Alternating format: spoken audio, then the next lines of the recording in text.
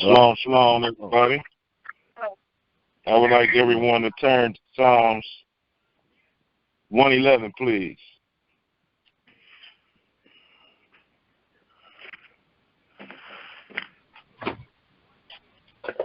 It's Psalms 111.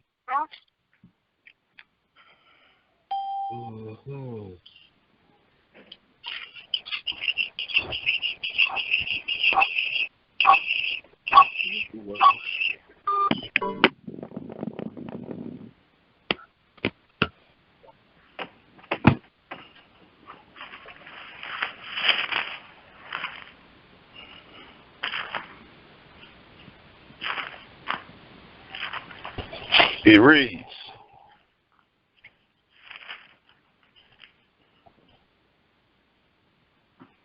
Hallelujah! I will praise Yahweh with my whole heart, in the assembly of the upright and in the congregation. The works of Yahweh are great, sought out of all them that have pleasure therein. His works is honorable and glorious, and his righteousness endureth forever. He hath made his wonderful works to be remembered. Yahweh is gracious and full of compassion.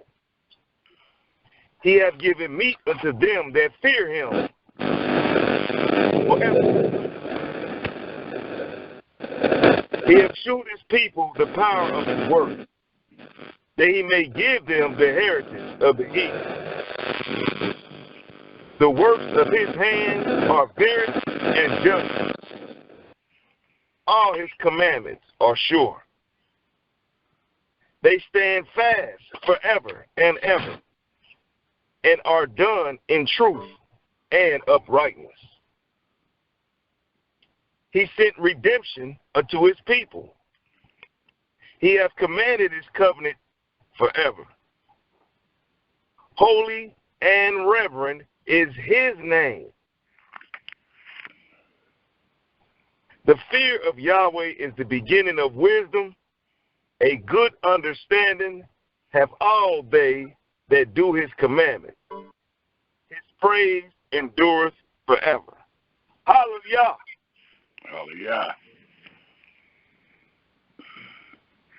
I would like, as my brother stated, for everyone to turn to Psalms 130, please.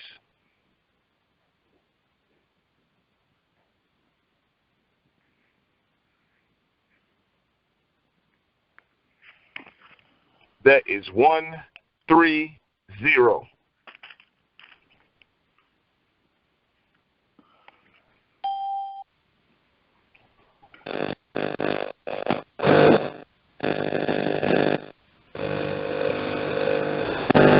He reads, Out of the depths have I cried unto thee, O Yahweh. Yahweh, hear my voice. Let thine ears be attentive to the voice of my supplication. If thou, Yahweh, shouldest mark iniquities, O Yahweh, who shall stand? But there is forgiveness with thee, that thou mayest be feared. I wait for Yahweh. My soul doth wait. And in his word do I hope. My soul waited for Yahweh more than they that watch for the morning. I say, more than they that watch for the morning. Let Israel hope in Yahweh. For with Yahweh there is mercy, and with him is plenteous redemption. And he shall redeem Israel from all his iniquities. Hallelujah! Hallelujah! Hallelujah! Hallelujah. Hallelujah.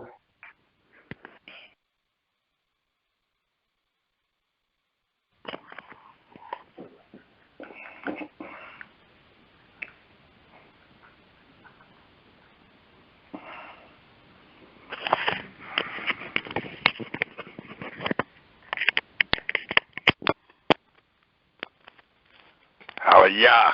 And Shalom, Israel. Again, today's presentation will be called Fear the Creator and Depart from Evil. We will speak on the historical aspects of fearing Yahweh and departing from evil. And if we have time, we will include black history as we know of it today and as it is shown, or at least the history that is shown dealing with the Creator of the heaven and earth and his chosen people. Before I continue, I would love to thank the Creator of the heaven and earth and everything therein is by saying hallelujah and ask him to allow the words of our mouth and the meditation of our hearts to be acceptable in his sight, that we may hear and fear and depart from evil. I would like to expound on Psalms 111, verse 4, that our dear brother Yahweh and Israel read for us all. For it tells us again in Psalms 111, verse 4, he has made his wonderful works to be remembered. And these works was done in the past, and they are to be remembered. There's a saying, they that forget history shall repeat it. And we, being the reader today, once we read the history of our fathers, we don't want to repeat it. We want to stand fast by the words of our Creator. And as it read also in Psalms 130, if we take a look there again, in the 5th verse it read, we wait for Yahweh. Our soul does wait. And in his word, the word that we're going to read today, do we hope. And we hope in these words. The Bible has been put together. It is known as the greatest story ever told. And it's a story of morals. It's a story of obedience. And in that great story, we are to hope in the voice of Yahweh. We are to believe and understand and know all that Yahweh has said. That way, our hope is that he will remember us. And if not us, our children. To remember to bring them back under the covenant that he made with our fathers, Abraham, Isaac, and Jacob. And that covenant consists of us occupying all the land that he promised Abraham. So we hope in these words. And as we hope in these words, we have a vouch to walk with Elohim. And our walk today consists of fearing him and departing from evil. So, again, today's presentation will be called Fear the Creator and Depart from Evil. And in this small history lesson, we will show throughout history how man actually walked with Elohim. And they walked with Elohim by fearing him and by not adhering to any type of evil. And that's something that one can do today. Many times when we teach the Holy Scripture, we teach it in comparison Well, today we actually can fear Yahweh, and today we actually can depart from evil. It is an individual choice of morals and an individual choice of obedience. We will start this presentation off by us all turning our Holy Scriptures to Proverbs 1. Proverbs 1, and dealing with fear Yahweh and depart from evil. For it tells us in Proverbs 1, if we all turn there, please, and if we pick up at the 7th verse, it tells one, the fear of Yahweh is the beginning of knowledge,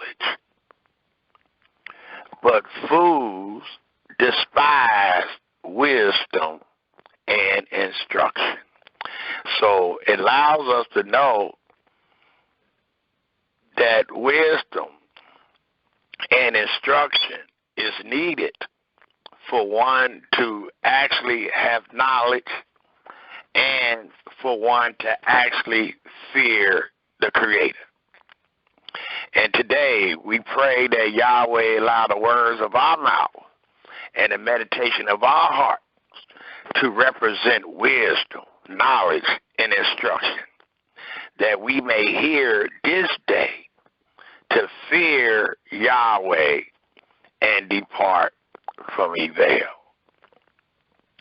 It also tells us in Proverbs, the 2nd chapter, if we turn there, please, and take a look at the 3rd verse to the 5th verse. For it reads, yea, if thou criest after knowledge, and liftest up thy voice for understanding, if thou seekest her as silver, and searchest for her as for hid treasures, then shall thou understand the fear of Yahweh. And please take note of the instruction as you read in the 3rd and 4th verse. Those are the instructions. The result of obedience and following such instructions, it tells us again in the 5th verse, then shall thou understand the fear of Yahweh, and find, for it is truly lost to many of us, and find the knowledge of Elohim. For Yahweh giveth wisdom, out of his mouth come knowledge and understanding. So for one to truly say they have knowledge and understanding, it must came by way of Yahweh. It must have been by the words that came out of his mouth. It also tells us, if we take a look at the 3rd chapter of Proverbs and read the 5th to the 7th verse, it allows us to know, trust in Yahweh with all thy heart, and lean not into thy own understanding. In all thy ways acknowledge him, and he alone shall direct thy path, as we read in the 2nd chapter, the 6th verse. It continues to tell us, be not wise in thy own eyes, fear Yahweh, and depart from evil. And many times we find ourselves not fearing Yahweh, nor departing from evil, because we fear man. or because we are right in our own eyes. But if you refuse to be right in thy own eyes, there is a way to fear Yahweh and to depart from evil. And again, we have what is called the Bible, the greatest story ever told. And in this greatest story ever told, we find contents of men fearing Yahweh and departing from evil. And we are to hope in the words that we have read and understood and know that these words will one day apply to us or our children.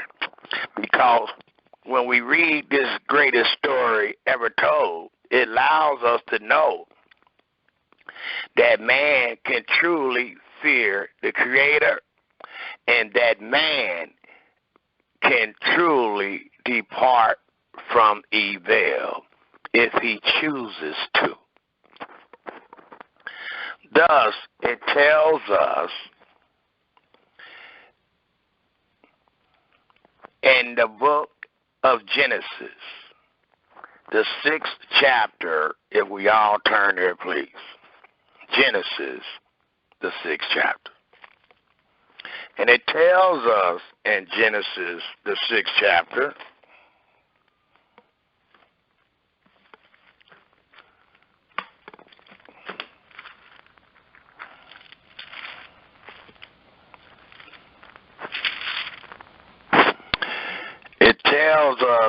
Genesis, the 6th chapter,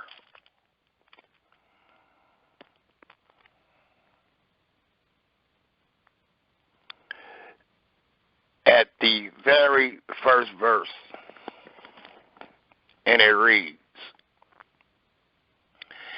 "And it came to pass," and note, this story is a story of history, for it allows us to know that it's dealing with the past. It allows us to know all that Yahweh has said has came to pass. That Yahweh is not a man that he should lie, nor a son of man that he should repent. All that he has said will truly come to pass. Thus, it reads again in Genesis, the 6th chapter, the very first verse, "And it came to pass." And we must read it and understand it in this wise for us to have wisdom, for us to have knowledge, and for us to fear or to have instructions for us to fear Yahweh. Thus it reads, "And it came to pass, when men began to multiply on the face of the earth, and daughters were born unto them, that the sons of Elohim saw the daughters of men, that they were fair, and they took them wives of all which they chose. And Yahweh said, My spirit shall not always strive with man, for that he also is flesh, yet his days shall be 120 years. There were giants in the earth in those days, and also after that, when the sons of Elohim came into the daughters of men, and they bare children to them. The same became mighty men, which were of old, men of renown. And Elohim saw that the wickedness of man was great in the earth, and that every imagination, and we read in Proverbs 3, verse 5 to 7, to be right in your own eyes, it allows us to know that it came a time where the men that were on the face of the earth, it tells us, and Elohim saw in the 5th verse of the 6th chapter of Genesis, and Elohim saw that the wickedness of man was great in the earth, and that every imagination of the thoughts of his heart was only evil continually. And it sounds similar to today, but following the instructions, chapter 6 allows us to know that this is history. But as the saying goes, they that forget history shall repeat it. So it sounds similar to today, because many people do not have the knowledge of Elohim, nor his wonderful works that were to always be remembered. It continued to tell us, and it repented Yahweh that he had made man on the earth, and it grieved him at his heart. And Yahweh said, I will destroy man whom I have created from the face of the earth, both man and beast, and the creeping thing, and the fowls of the air, for it repenteth me that I have made them. But there was a man by the name of Noah that lived on the earth during this time, and it tells us about this great man and why he is considered great. For it tells us in the 8th verse, but Noah found grace in the eyes of Yahweh. These are the generations of Noah. Noah was a just man. How are one just in this time? It reads, Noah was a just man and perfect. How is one perfect in these days? In his generation. And Noah walked with Elohim. So the answer is shown at the last sentence. And Noah was just, and Noah was perfect in his generation, because he was one that feared Yahweh and departed from evil. The writer calls him just and perfect because he walked with Elohim. Well, what does it mean to walk with Elohim? Could one walk with Elohim today by following the instructions thereof?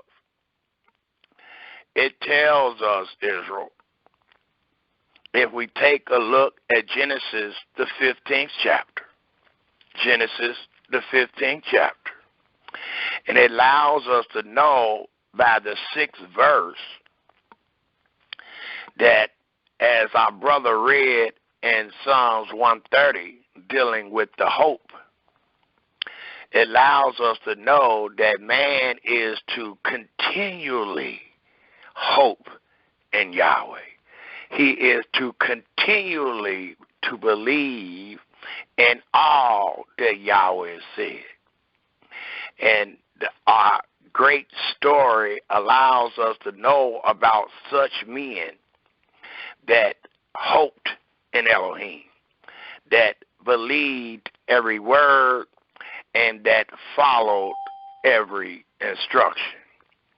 Thus, it tells us in Genesis, the 15th chapter, the 6th verse, And it reads, and he believed in Yahweh. And he, the Almighty himself, counted it to Abram for righteousness. So here's another way through history we can see how one can be righteous, how one could be just, and how one could be perfect. And it includes the fear of Yahweh and departing from evil. It also tells us in the book of Genesis, if we take a look at the 17th chapter. And in the 17th chapter, the very first verse reads, and when Abram was 90 years old and 99 years old, it is never too late to fear Yahweh and depart from evil. Long as you find yourself upon the earth with the breath or the rock in you, a wise man or woman will always fear the Creator and depart from evil. And we find this truth with this 99-year-old man. And it tells us again in the first verse, and when Abram was 90 years old and 9, Yahweh appeared to Abram and said unto him, I am the Almighty Elohim, El Shaddai. Walk. Note what he is asking Abram.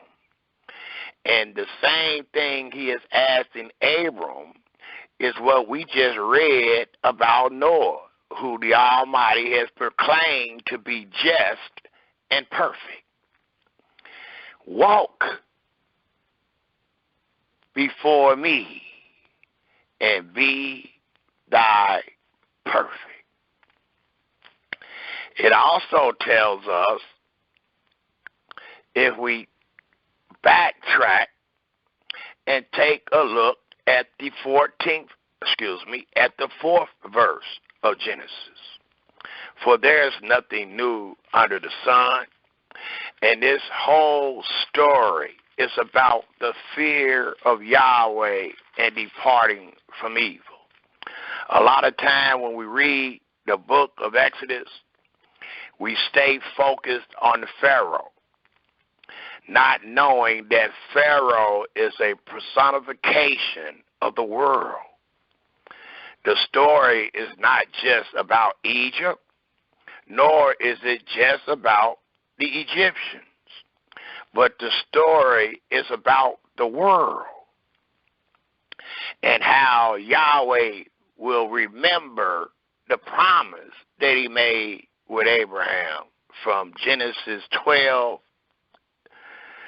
all the way to his sons and his grandson.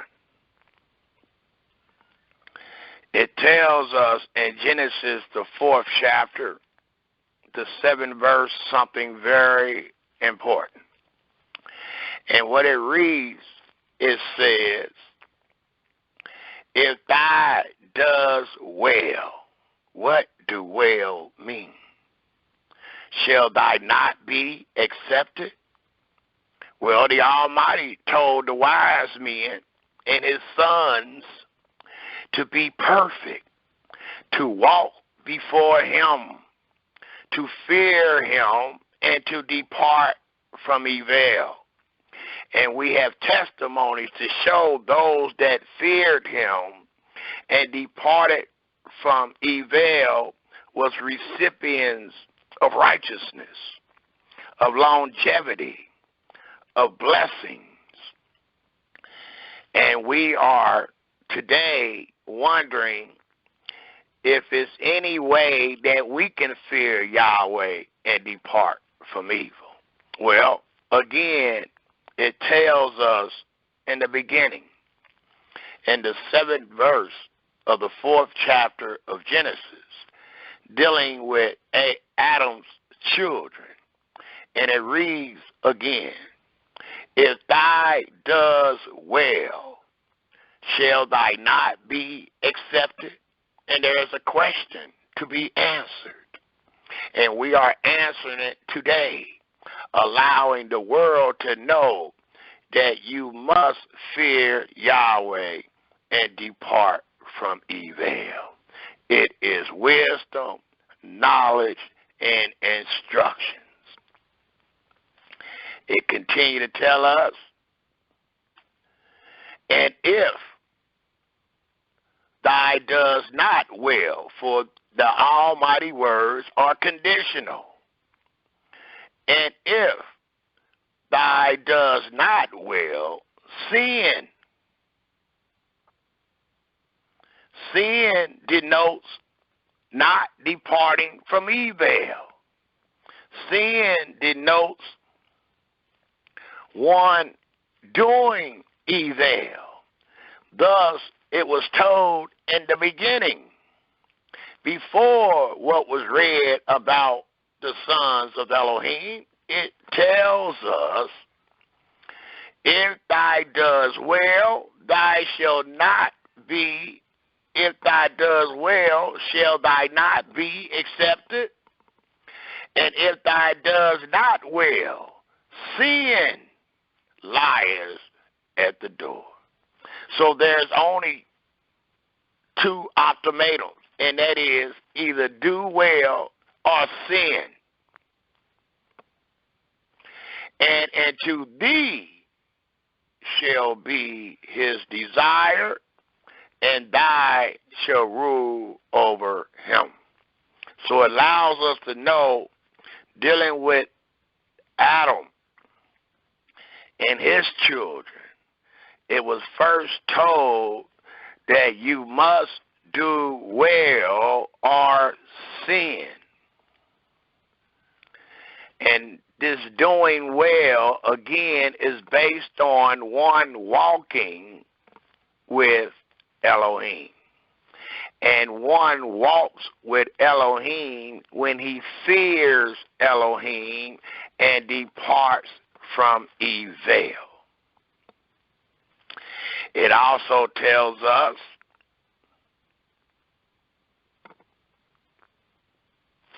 that the fear of Yahweh could be done wherever you are at. You did not have to be in a particular locale to fear Yahweh.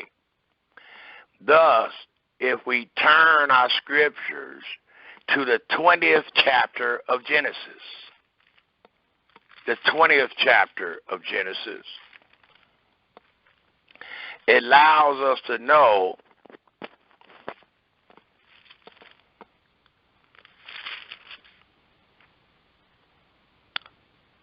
I will pick up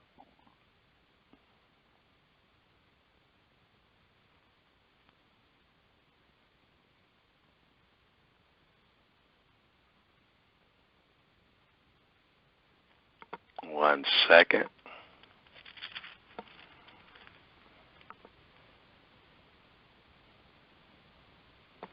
There's a story found in the 20th chapter of Genesis dealing with Abraham and his wife and Amalek. And I just wanted to bring forth what Abraham said in this story without reading the whole story. It tells us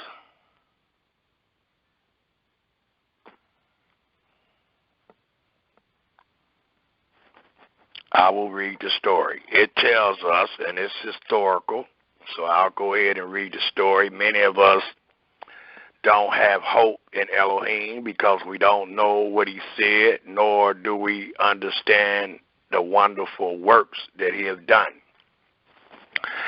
Thus, it tells us in Genesis chapter 20 at the very first verse, and Abraham journeyed from thence toward the south country and dwelt between Kadesh and Sur, and sojourned in Gerar. And Abraham said of Sarah, his wife, she is my sister. And Amalek, king of Gerar, sent and took Sarah. But Elohim came to Amalek in a dream by night, and said to him, Behold, thou art but a dead man, for the woman which thou hast taken, for she is a man's wife. And that is known as idolatry. Adultery, should I have said. But Amalek had not come near her. And he said, Master, will thou slay also a righteous nation? Said he not unto me, She is my sister. And she, even she herself, said, He is my brother. In the integrity of my heart and innocency of my hands have I done this. And Elohim said unto him in a dream, Yea, I know that thou did this in the integrity of thy heart.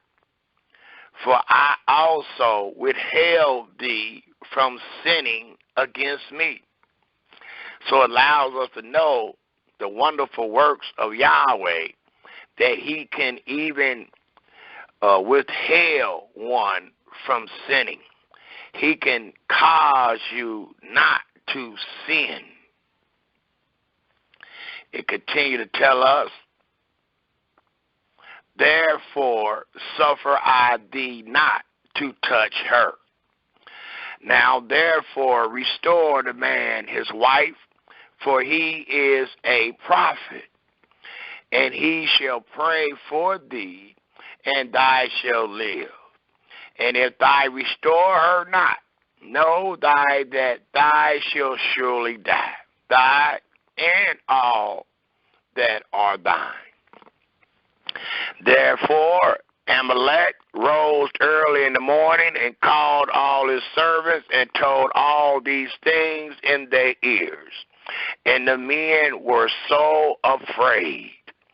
Then, and note, they were so afraid of what Yahweh said would befall them if they did not return the son of Elohim's wife back into him. It continued to tell us, Then Amalek called Abraham and said unto him, What hast thou done unto us?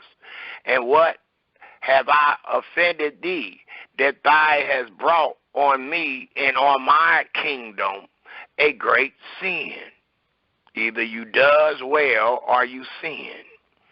Thou hast done deeds unto me that ought not to be done.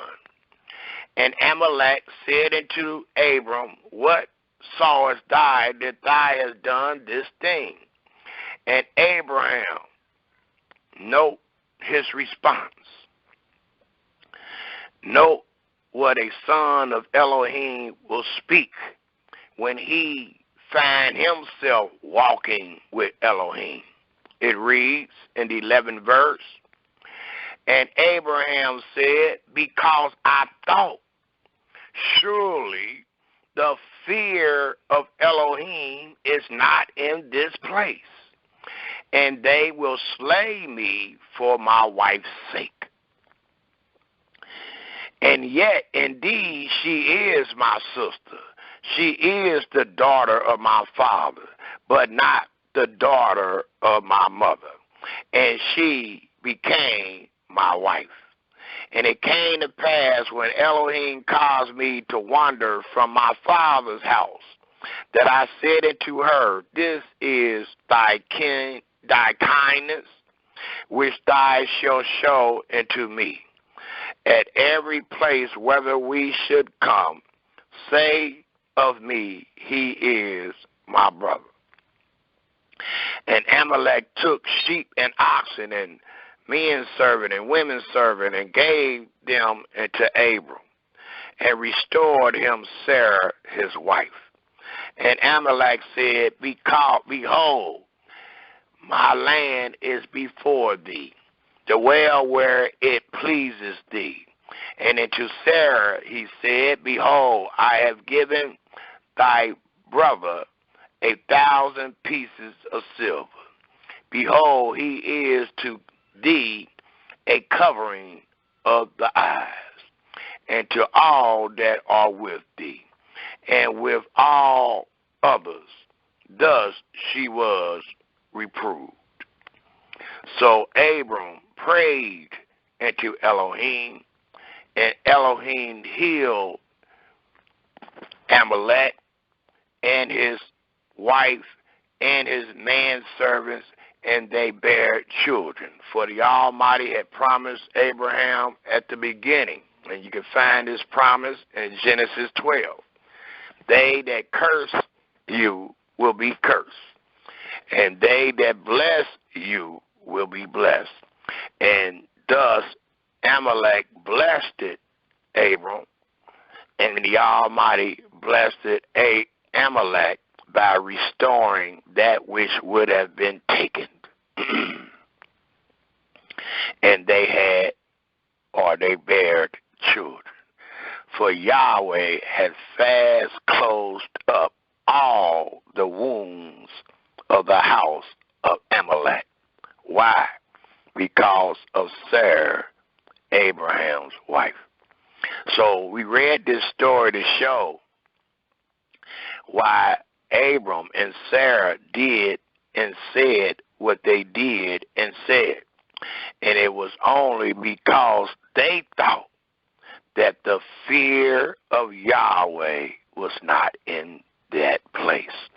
And again, the only way that you can do well and walk with Elohim is to fear Yahweh and to depart from any evil.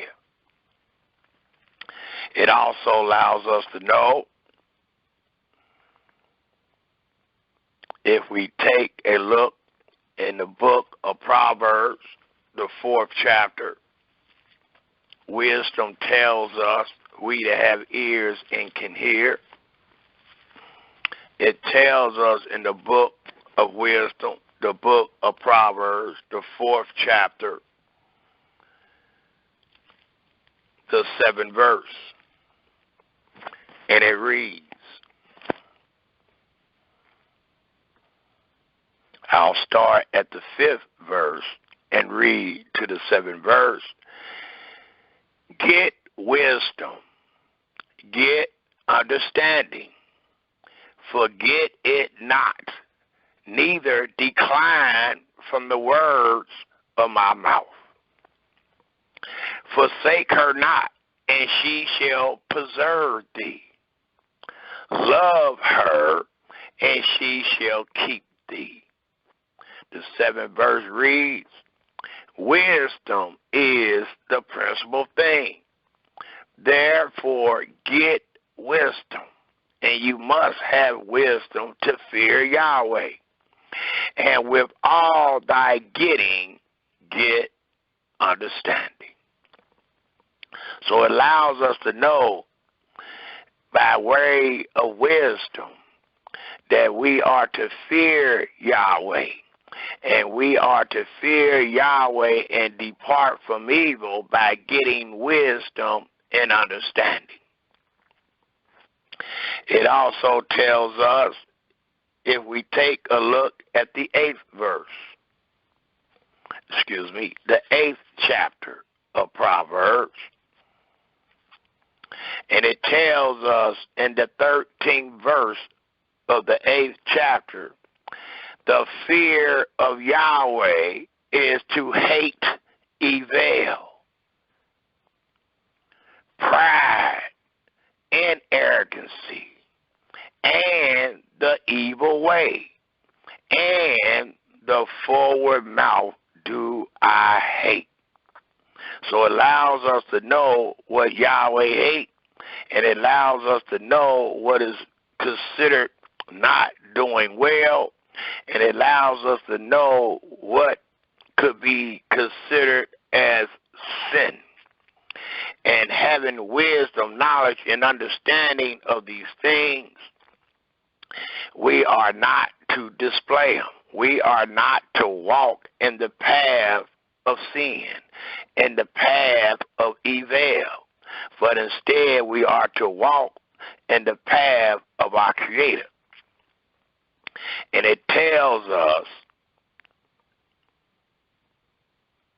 if we take a look at the 14th chapter of Proverbs, and if we pick up at the 16th verse, it reads, "A wise man fears and depart from evil, but the fool rage and is confident." It also tells us in this great chapter, if we pick up at the 25th verse, "A true witness delivers souls, but a deceitful witness speaks lies," which is another entity that Yahweh hates. The 26th verse reads, "And the fear of Yahweh is strong confidence, which we have hope in this day." Thus it reads, "And the fear of Yahweh is strong confidence, and his children shall have a place of refuge." The fear of Yahweh is a fountain of life, to depart from the snares of death. It also tells us in the 22nd chapter of Proverbs, if we take a look at the 4th verse, and it reads, "By humility and the fear of Yahweh are riches and honor and life." And don't forget, we're supposed to take heed of the instructions, and we are reading the instructions.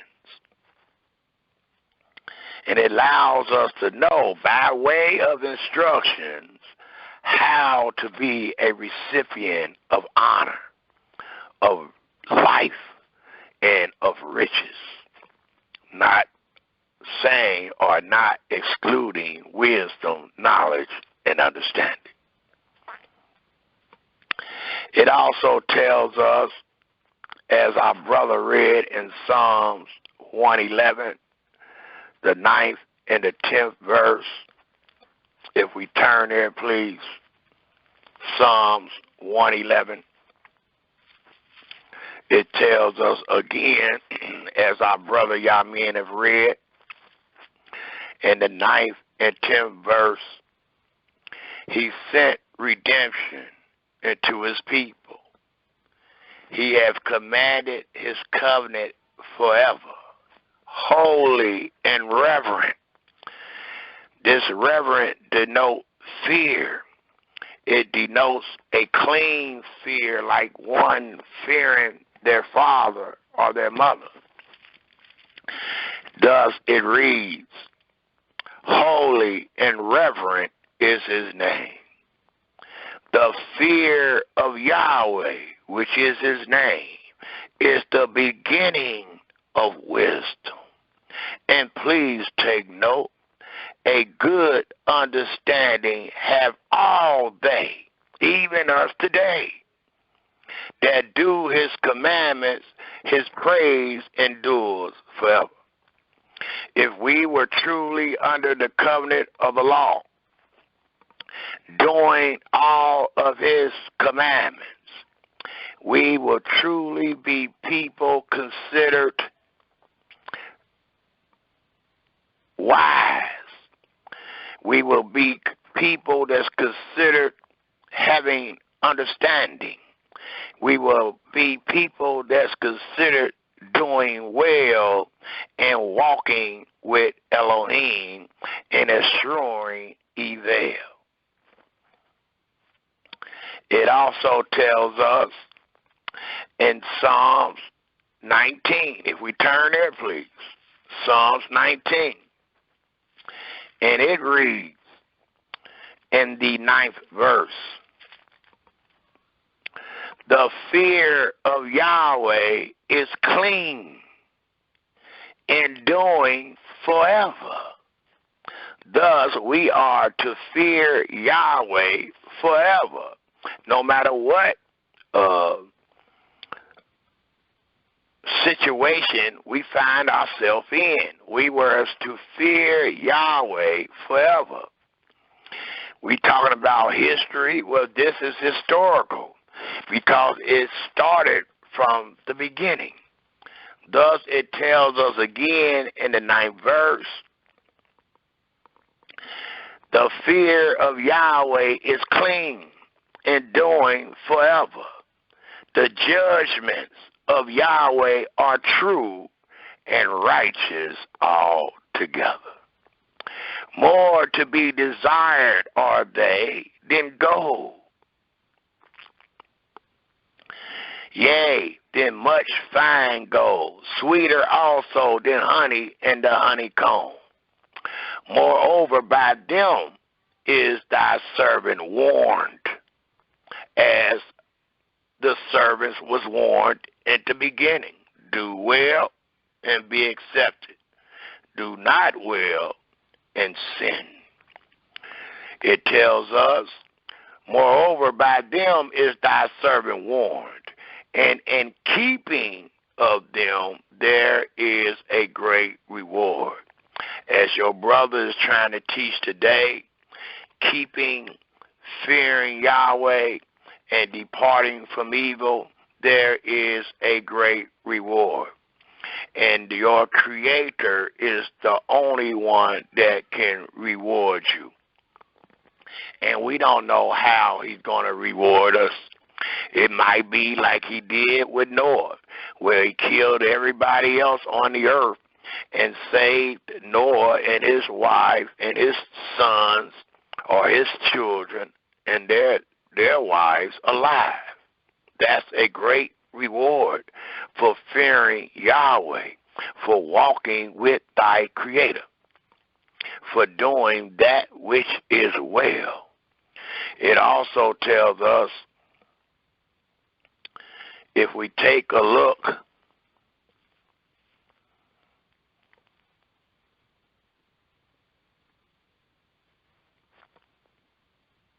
in the book of Deuteronomy. In the book of Deuteronomy, the 17th chapter tells us,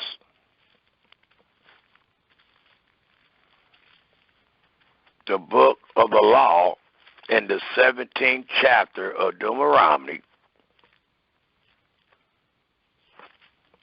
it tells us, if we pick up at the 13th verse, it reads, and all the people shall hear and fear and do no more presumptuously.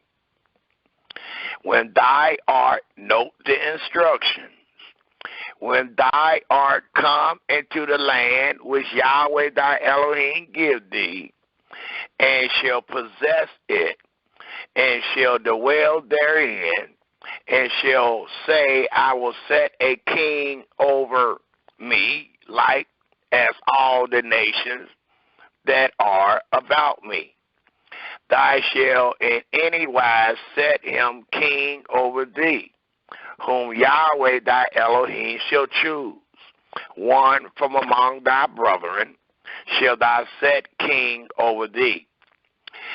Thou mayest not set a stranger over thee, which is not thy brother. But he shall not multiply horses to himself, or cause the people to return to Egypt, to the end that he should multiply horses, for as much as Yahweh has said unto you, ye shall henceforth return no more that way.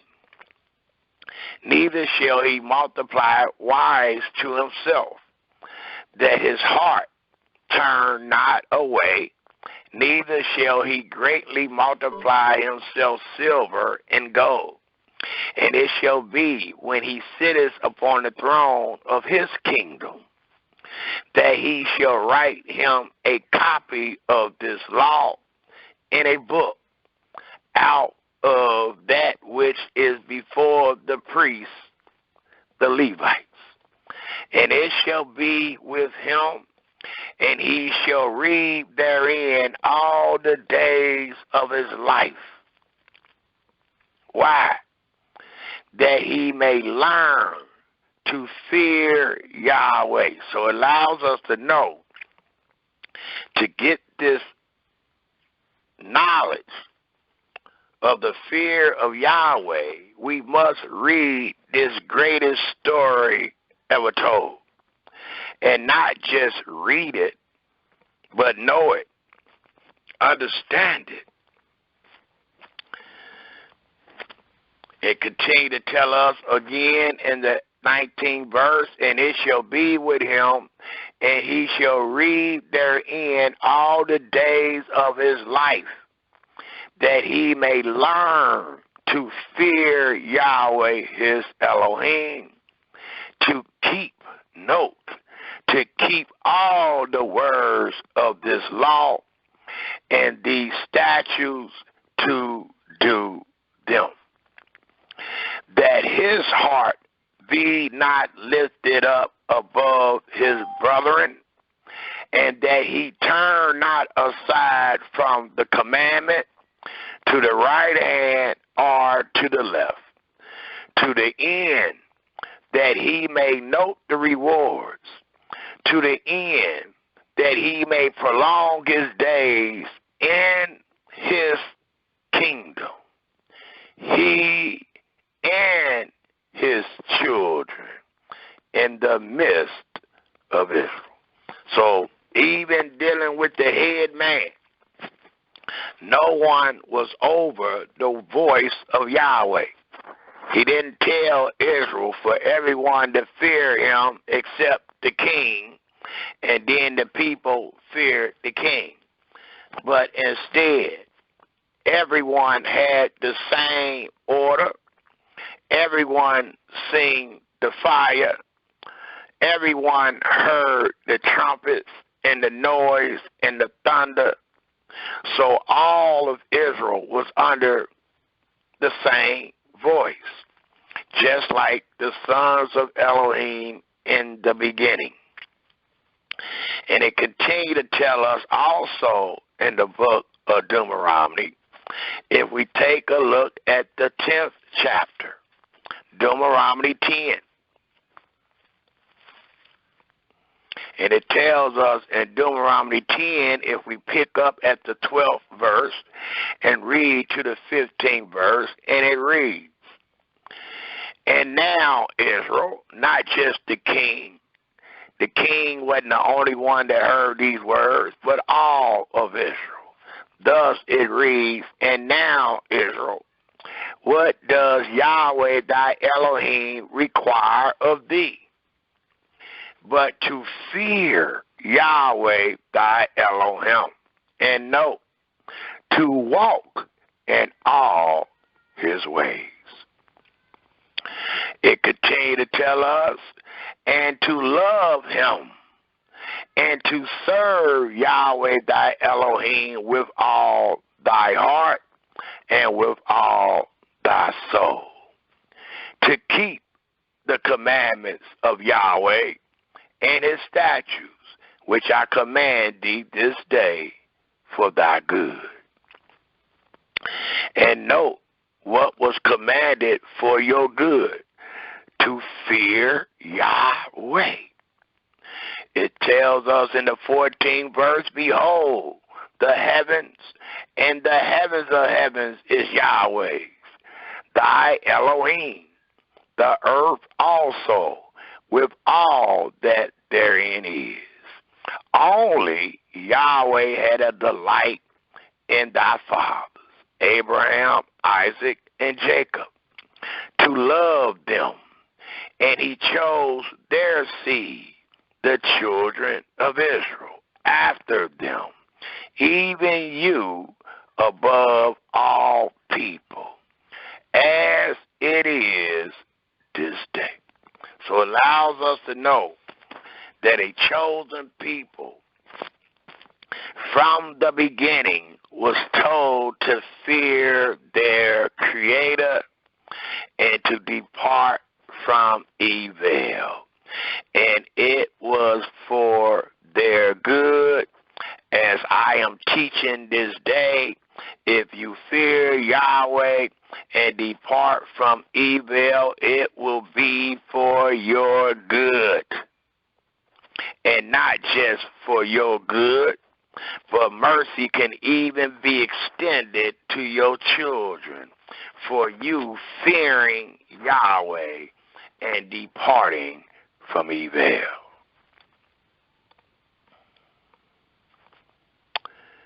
It also tells us,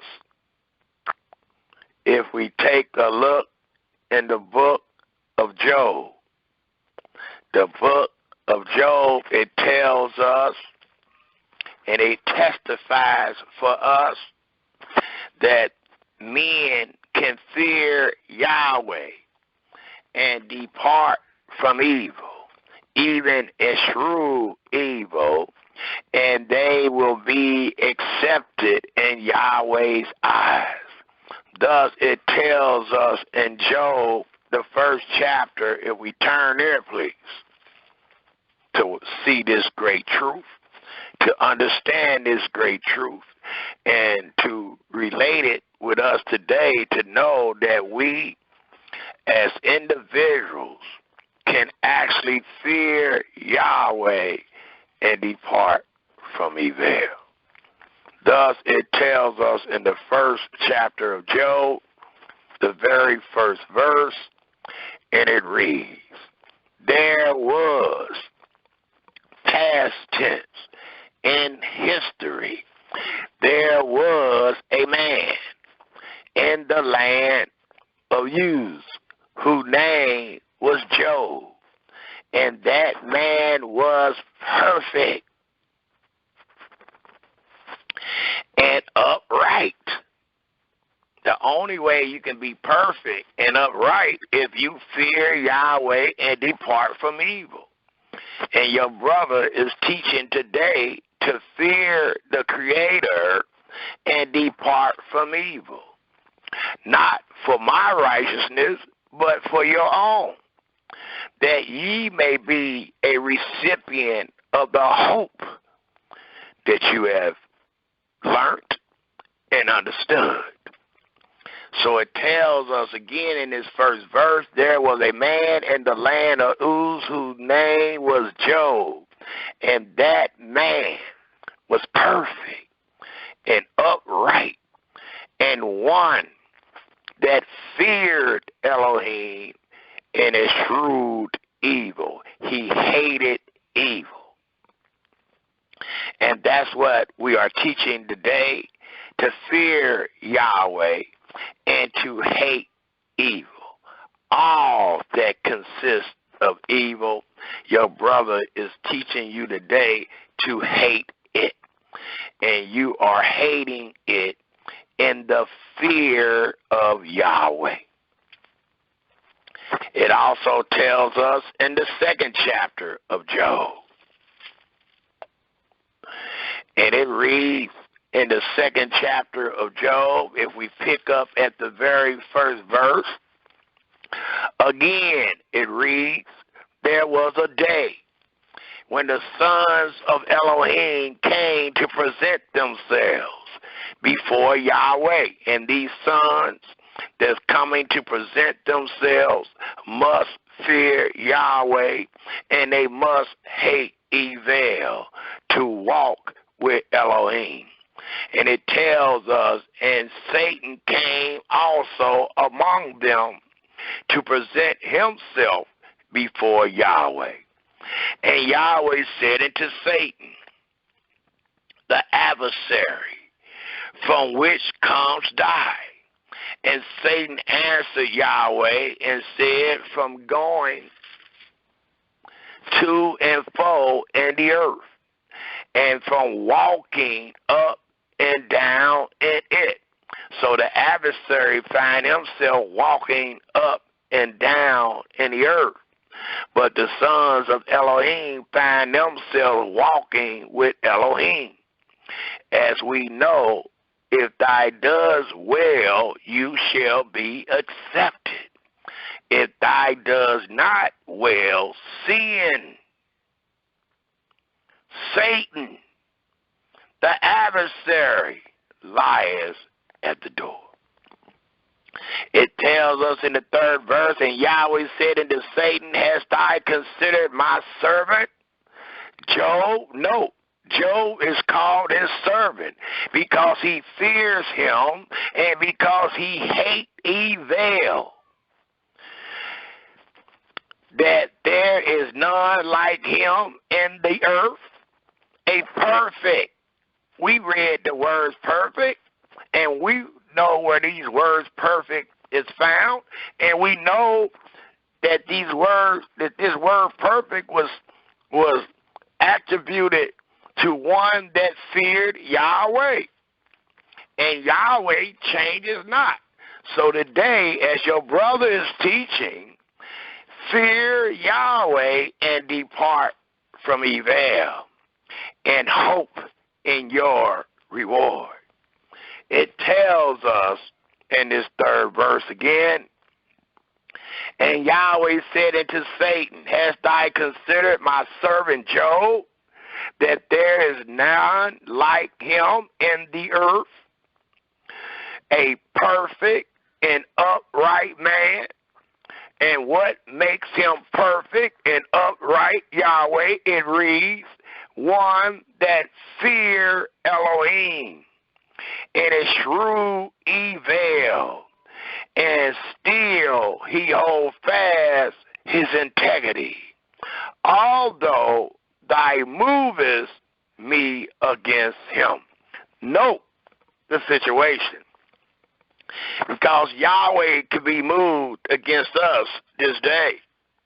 But it does not give you the excuse to not fear Yahweh and to not eschew evil. Matter of fact, it gives you more strength to fear Yahweh and to depart from evil, because you see that Elohim might even be moved against you. It tells us, Israel, although thou movest me against him to destroy him without cause.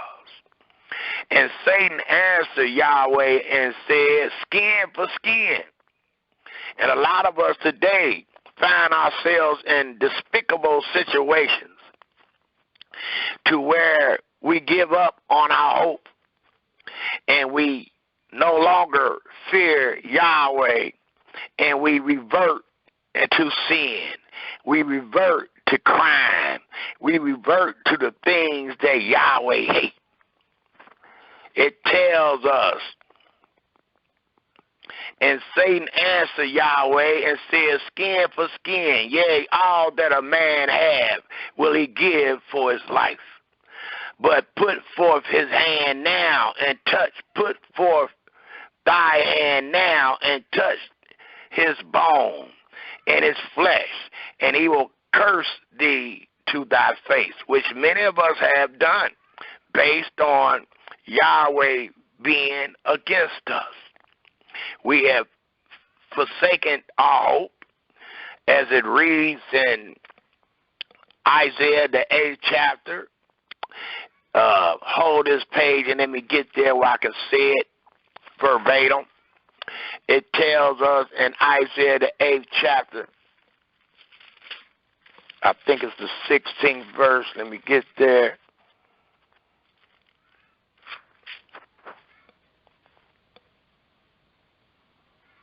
It tells us in Isaiah, the 8th chapter,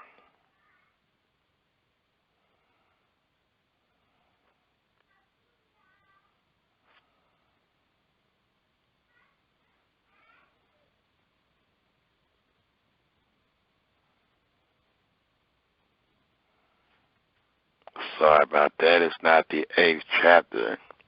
I'm looking. It's the 8th chapter, but it's not the 16th verse.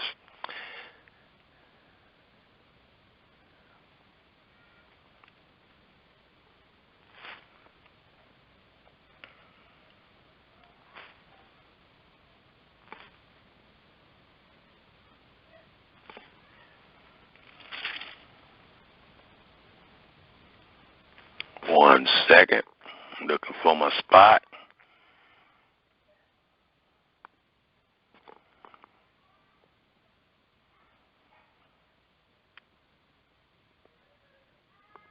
It's in the 19th verse. And it tells us in Isaiah, the 8th chapter, the 19th verse, and when they shall say unto you, and many have our people worshiping Jesus and other deities because of what Yahweh have done upon this earth. And your brother just stated that many people have forsaken Yahweh because he might have done or might have moved against us. It tells us in Isaiah 8, the 19th verse, and when they shall say unto you, seek into them that have familiar spirits, and into wizards that peep and that mutter, should not a people seek into their Elohim? And that's what I'm asking for you to do today. Continue to seek him. In your seeking, continue to fear him and to depart, to eschew any type of evil. For there is a reward, and there's only one that can give you that reward, and that is the Creator himself. And all he is asking man, not just Israel, but man to do is to fear him and to hate evil. Well, as your brother has stated, being in this funky situation, we have given up our hope. Many of us don't even know what the Creator has said. Thus, you find the adversary or Satan speaking to you as it is spoken in this 19th verse. And when they shall say unto you, seek into them that have familiar spirits, and into wizards that peep and that mutter, should not a people seek into their Elohim, for the living to the dead? So even though we find back in Job 2 that the trials and tribulations that Yahweh have moved upon Job can denote him living even to the dead, it allows us to know that even in that funky situation, you are to hold fast to thy integrity. And when you hold fast into thy integrity, nothing will be able to take you off the path walking with Elohim, fearing him, and departing from evil.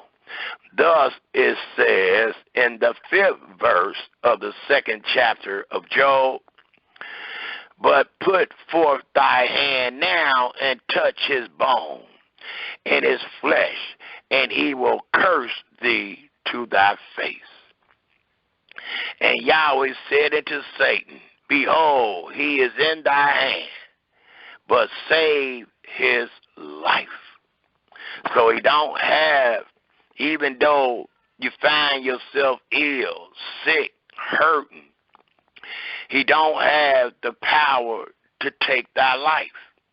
And if the Almighty see that you are fearing him and departing from evil, even though you find yourself in this despicable situation, you still have a great chance for a reward.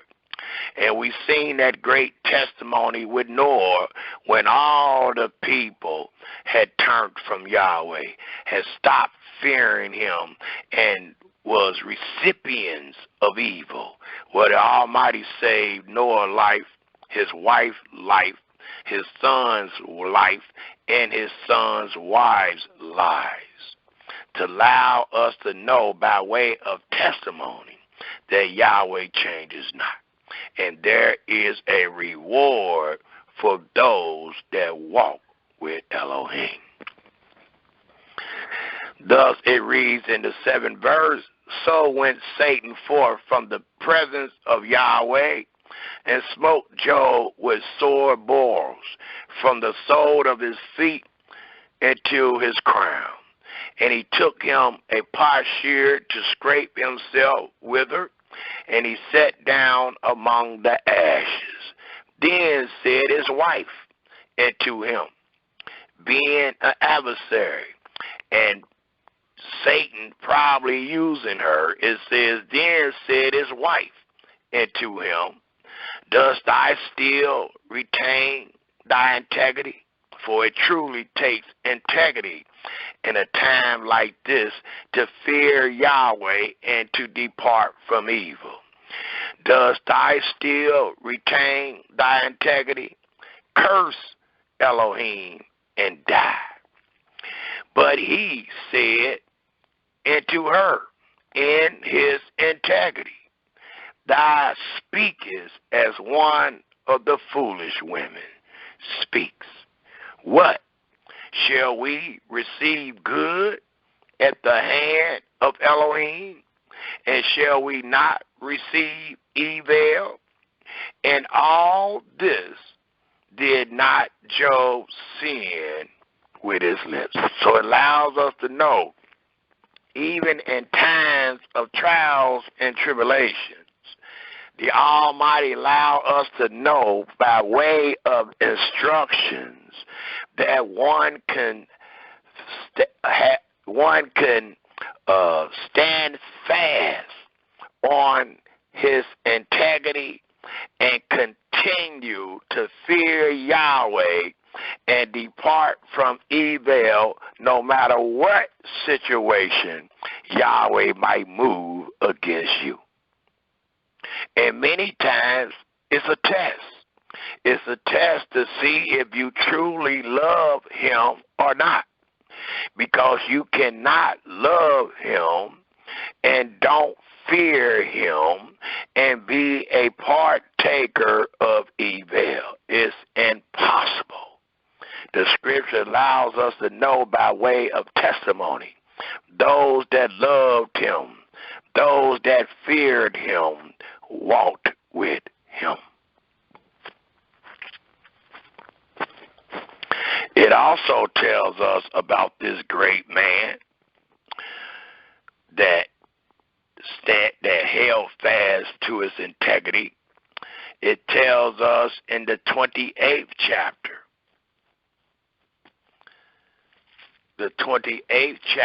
of Job, in the 28th verse.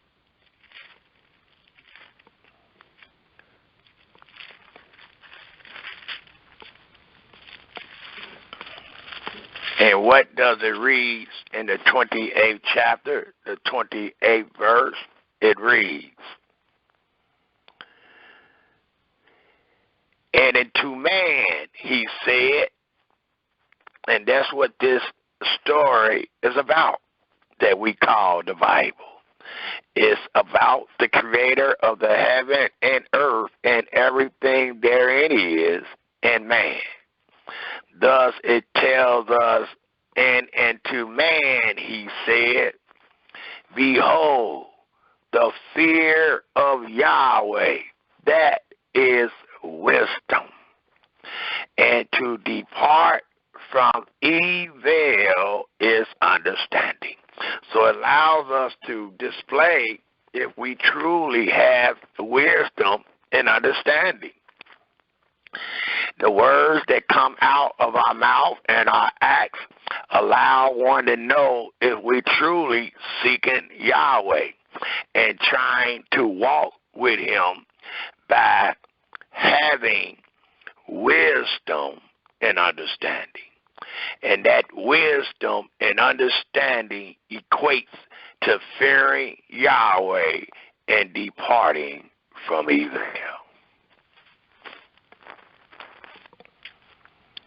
It also tells us, if we take a look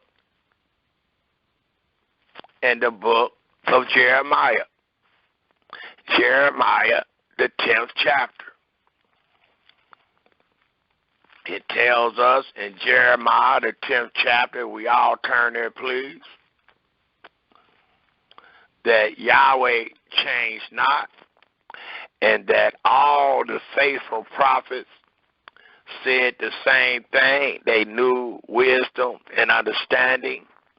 Thus, they were prophesying to the people to fear Yahweh and to depart from evil. And many times we found them words by the prophets telling Israel to repent and to return back into Yahweh. Well, if you repented and returned back to Yahweh, you returned back to fearing Him and eschewing or hating evil. It tells us in Jeremiah, the 10th chapter, we pick up at the 6th verse and read to the 8th verse, it reads, For as much as there is none like unto thee, O Yahweh, thou art great, and thy name is great in might. Who, and it's dealing with all man, who would not fear thee, O King of nations? For to thee does it pertain. It only pertains to one entity, to fear. And that entity is known as the Creator of the heaven and earth. Thus it reads again, who would not fear thee, O King of nations? For to thee does it pertain. For as much as among all wise men of the nations. And if you are truly wise, you will fear Him. I don't care what nation you're in. And in all their kingdoms, there is none like unto thee. But they are altogether brutish and foolish. The stock is a doctrine of vanity. And Jeremiah continued to say, if we pick up at the 14th verse to the 16th verse in this great chapter, he reads, or he tells the reader, every man is brutish in his knowledge. Being right in your own eyes is brutish, is beastly. Every founder is confounded by the graven image, for his molten image is falsehood, and there is no breath in them. They are vanity and the work of error. In the time of their visitation, they shall perish. The idol and his worshiper. The portion of Jacob is not like them, because the portion of Jacob is going to fear Yahweh and depart from evil. Thus, the 16th verse reads, the last verse I will read in this chapter, the portion of Jacob is not like them, for he is the former of all things, and Israel is the rod of his inheritance. Yahweh of hosts is his name. So it allows us to know that we are always to fear Yahweh, for it truly pertains only to him. But today we find ourselves fearing man because we have no knowledge of Elohim. We have no understanding of what he has said in his wondrous works. And many of us have even lost our hope. It tells us, if we turn our scriptures to the book of Isaiah, the 29th chapter. Isaiah, the 29th chapter tells us,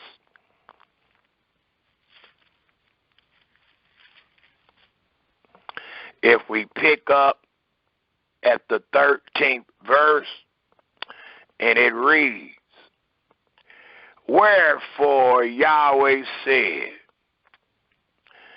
for as much as this people draw near me with their mouths, and with their lips do honor me." The Almighty said, many times you're going to find your brothers and sisters or man talking as if they know me, talking as if they honor me. But their knowledge and their honor of me is not pure because they do not fear me. We keep going back to the beginning. If thou does well, thou shalt be accepted. If thou does not well, sin lieth at the door. Well, in this 13th verse of the 29th chapter of Isaiah, it reads, "Wherefore Yahweh said, for as much as this people draw near me with their mouth, and with their lips do honor me." They might call out my name, but have removed their heart far from me. And how will one know if they have removed their heart far from him? By them showing their lack of fear and their involvement of evil.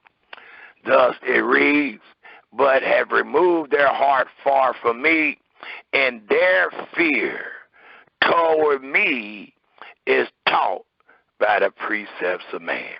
And most times when I talk to Israel, the fear that I'm talking about is not what they talking about. They are talking about what they have been taught in these classes. They are talking about what they have been taught in these churches. They are not talking about what this book have witnessed. They are not talking about what this greatest story have told. For if they would have, they would not be dealing with the precepts of man, nor would they be leaning upon their own understanding. Thus, in closing of the 13th verse, it says, "But have removed their heart far from me, and their fear toward me is taught by the precepts of man. Therefore, behold, I will proceed to do a marvelous work among this people, even a marvelous work and a wonder. For the wisdom of their wise men shall perish, and the understanding of their prudent men shall be hid." And it allows us to know that they had forsaken Yahweh. They were not fearing Yahweh, but fearing what was taught to them by way of man. And the Almighty hid this great understanding from the so-called wise men or the prudent men. And if that was the case, as we see it was, it allows us to know that they did not do well, thus sin lied at the door. There is no way around it. It also tells us, if we take a look in the book of Hosea, and let's go to the 10th chapter of Hosea.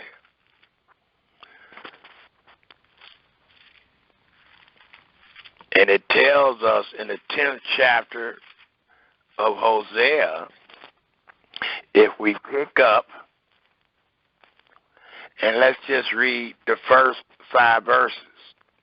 And it tells us in the book of Hosea, chapter 10, the first 5 verses, Israel is an empty vine. He brings forth fruit into himself. According to the multitude of his fruit, he hath increased the altars, because he was right in his own eyes, and have not feared Yahweh, nor have he departed from evil. So it reads, he hath increased the altars according to the goodness of his land. They have made goodly images. Their heart is divided. Now shall they be found faulty. He shall break down their altars. He shall spoil their images. For now they shall say, we have no king, because we feared not Yahweh. What then should a king do to us? They have spoken words, swearing falsely, and making a covenant. Thus judgment spring up like hemlock in the furrows of the field. The inhabitants of Samaria shall fear because of the calves of Bethaven, for the people thereof shall mourn over it, and the priests thereof that rejoice on it, for the glory thereof, because it is departed, from it. So it allowed us to know what was going on in the north, and how the Sumerians trusted in man. They trusted in their own understanding and in their imagination, and did not fear Yahweh, who is the King. It also tells us in the book of Nehemiah, if we go there, please, the 5th chapter. And I'm just trying to use certain aspects found in our Holy Scripture that denote fearing Yahweh and departing from evil, allowing us to know that there's a right way and there's a wrong way, and that there were men on the earth that was on the right path, and that there were men and women on the earth that chose the wrong path.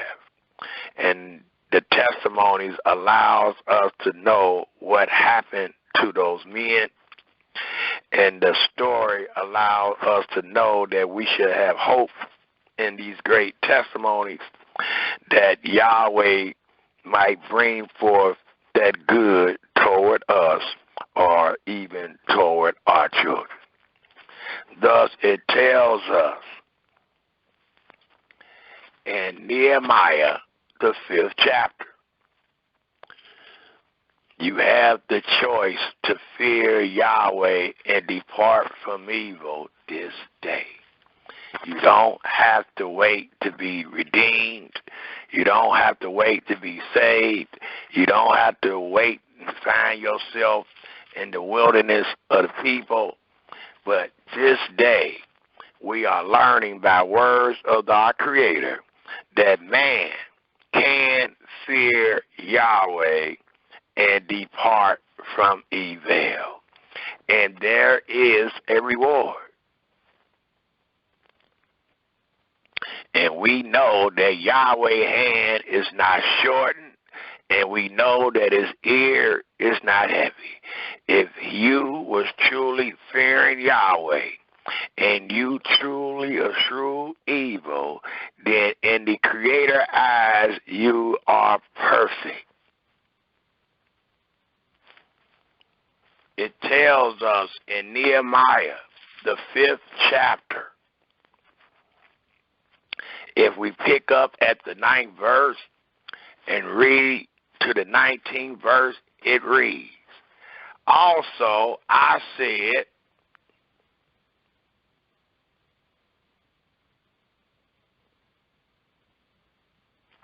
let's start at the 7th verse of the 5th chapter of Nehemiah, and it reads, then I consulted with myself, and I rebuked the nobles and the rulers, and said it to them, ye exact usury, every one of his brother. And I set a great assembly against them.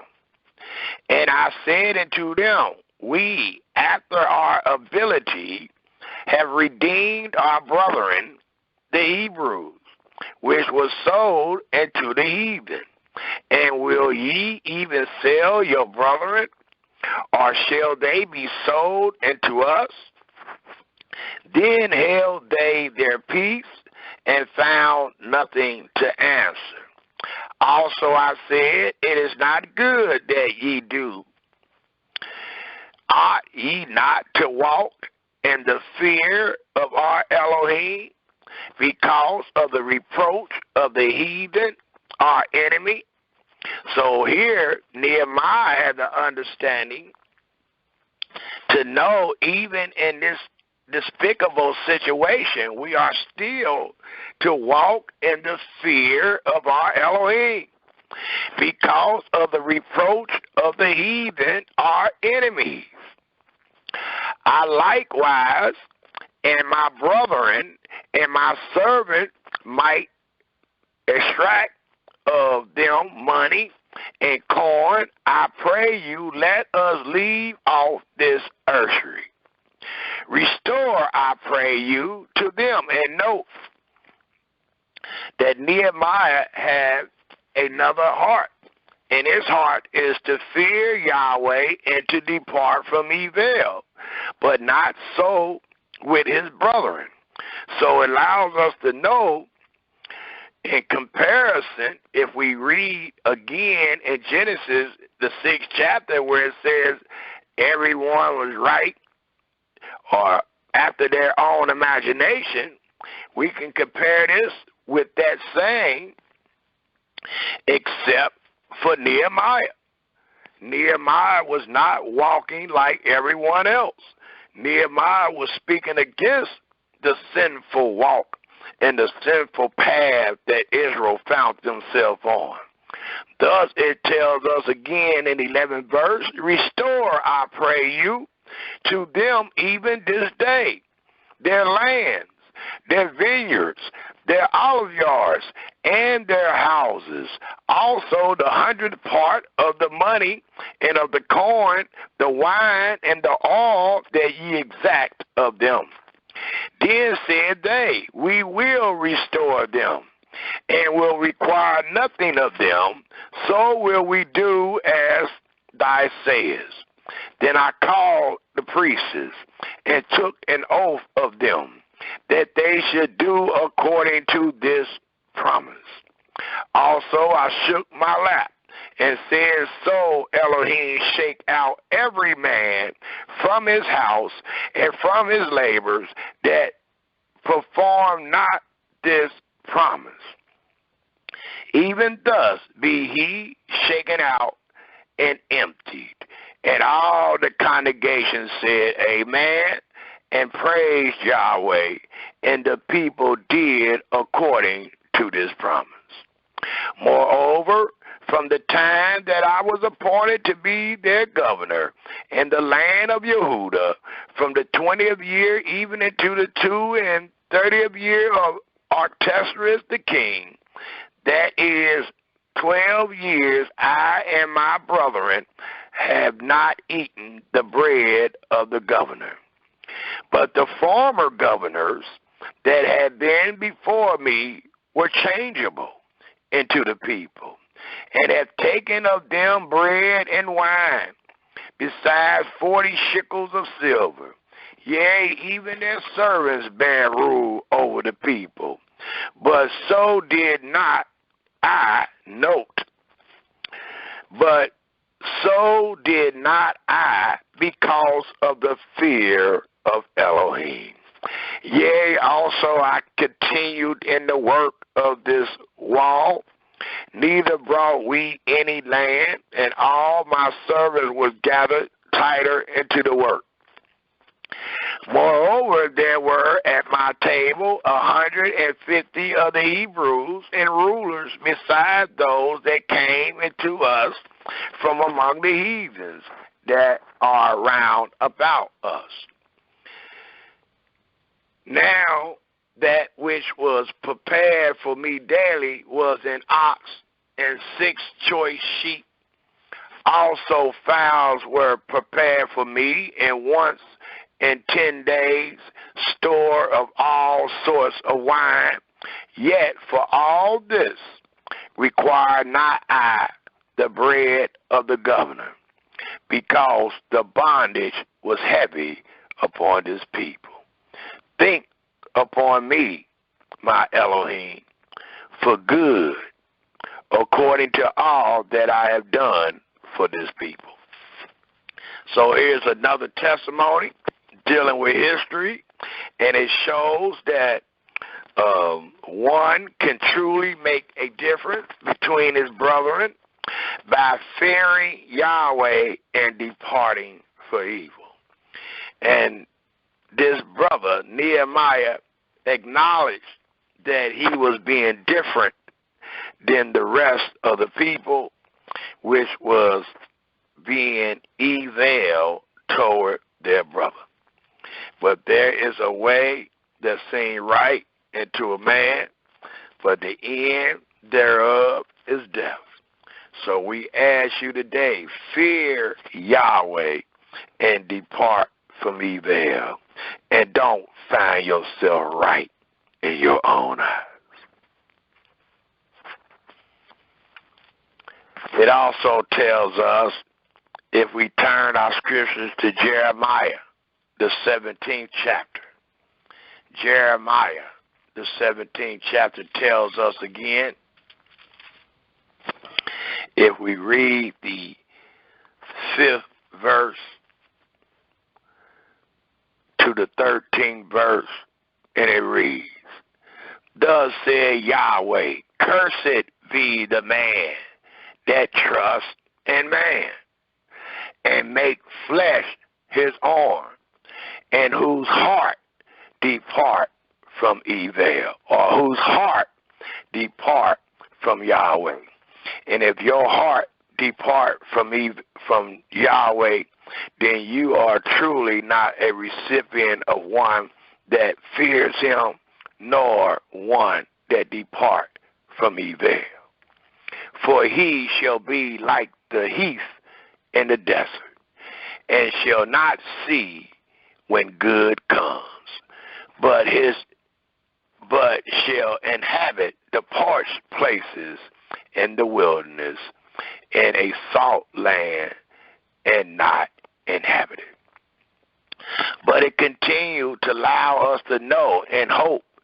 It reads, Blessed is the man that trusts in Yahweh, and whose hope Yahweh is.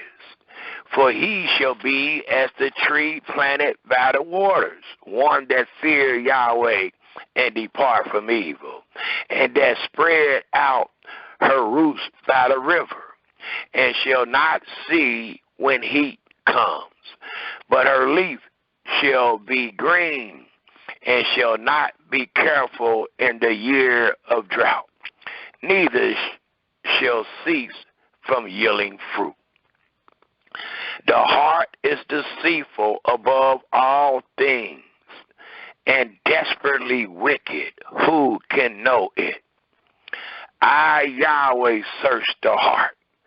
I try the ruin, so the Almighty will know without a shadow of a doubt if you truly fear him. Yahweh alone will know if you truly eschew evil or not. No matter matter what you say to your brothers and sisters, because we don't have the ability to search the heart and try the ruins like the Creator. It says, even to give every man according to his ways and according to the fruit of his doings. And as your brother has stated from the beginning of this presentation, there is a reward for doing well. The 11th verse reads, as the partridge sits on eggs and hatch them not, so he that getteth riches, and not by righteousness, not by right, not by fearing Yahweh and depart from evil, but it says, and not by right, shall leave them in the midst of his days, and at his end shall be a fool, because he refused to fear Yahweh and to hate evil. A glorious high throne from the beginning is the place of our sanctuary. O Yahweh, the hope of Israel, all that forsake thee shall be ashamed, and they that depart from me shall be written in the earth, because they refuse to fear Yahweh and to depart from evil, because they forsaken Yahweh, the fountain of living waters. So all these scriptures just continue to allow us to know that the greatest thing man can do is fear Yahweh and depart from evil. To be on the path of Yahweh, to walk with Yahweh, one must have wisdom, knowledge, and understanding. And this wisdom, knowledge, and understanding will give you a true reverence, a true fear of the Creator of the heaven and earth. And in that fear, it will allow you to hate evil, all evil.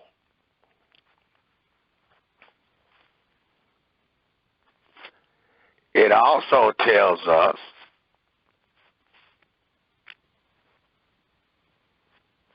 if we turn our scriptures to to the book of Ecclesiastes. The book of Ecclesiastes, which is a conclusion of the matter. And in this conclusion of the matter, it tells us again in the book of wisdom, this time in the book of Ecclesiastes,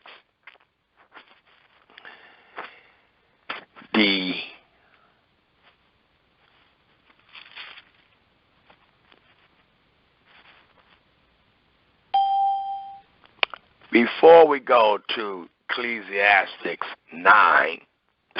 12, which denotes the conclusion, let's take a quick look at Ecclesiastes, the 8th chapter. And let's pick up at the 11th verse, and let's read to the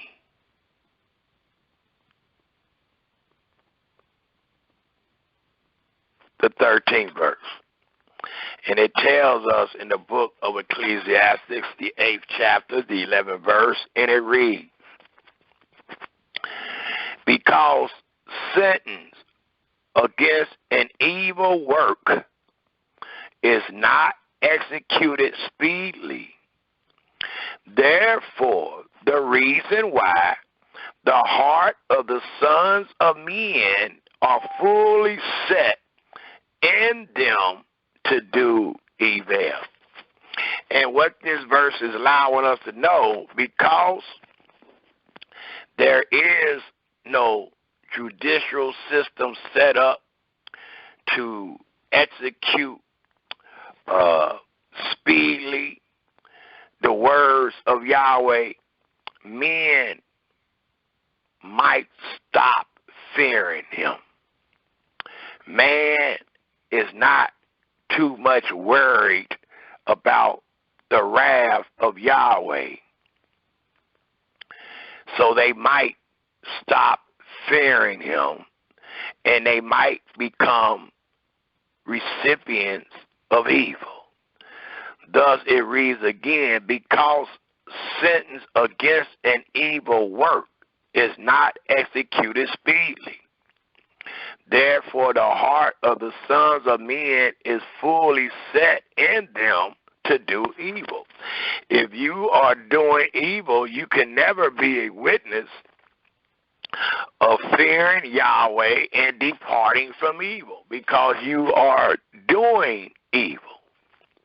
The 12th verse reads, though a sinner do evil 100 times, and his days be prolonged, yet surely I know, based on the testimonies and based on the hope that you're supposed to receive from this greatest story ever told, it reads, I know that it shall be well with them that fear Elohim, which fear before him. But it shall not be well with the wicked, those that does not well, those that find sin lying at the door, it reads, but it shall not be well with the wicked, neither shall he prolong his days, which are as the shadow. Why? Because he feared not before Elohim. So wisdom, the prophets, the law all tells us to fear Yahweh and to depart from evil. It does not say fear Yahweh because you are blessed. It does not say fear Yahweh because you are cursed. It tells man to fear Yahweh and to depart from evil. That way you can be perfect and just and walk with Elohim.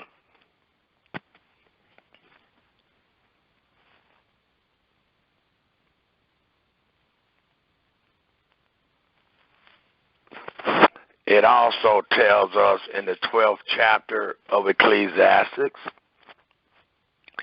which is known as the conclusion. And the conclusion of this matter is fear Yahweh and depart from evil.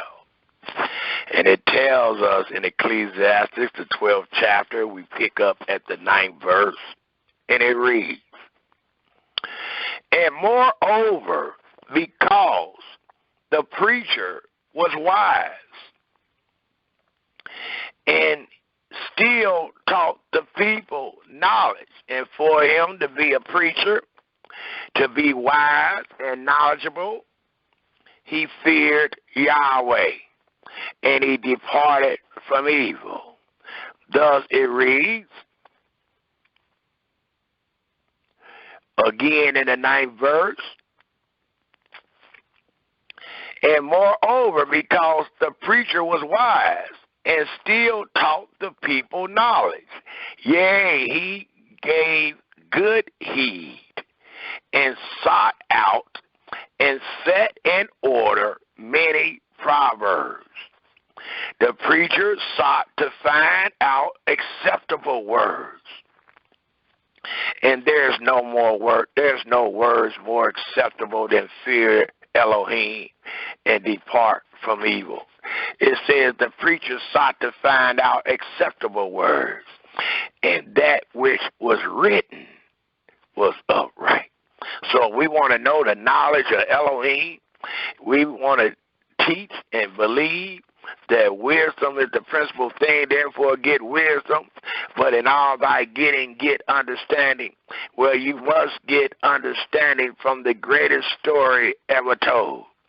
Thus the 10th verse reads again, the preacher sought to find out acceptable words, and that which was written was upright, even words of truth.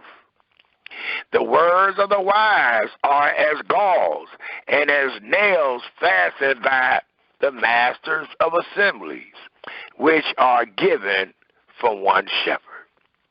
And further, by these, my son, be acknowledged of making many books. There is no end. And much study is a weariness of the flesh. So let us hear the conclusion of the whole matter. The whole matter that was commanded and given to our fathers. Let us hear the conclusion of the whole matter. Fear Elohim. Even in the conclusion, there is no change in Yahweh. The wise man, the preacher, whatever acceptable words that he used, he had to tell Israel to fear Yahweh and keep his commandments. For this is the whole duty of man. And again, you can trick your brother, you can trick your sister, but you can't trick your Creator.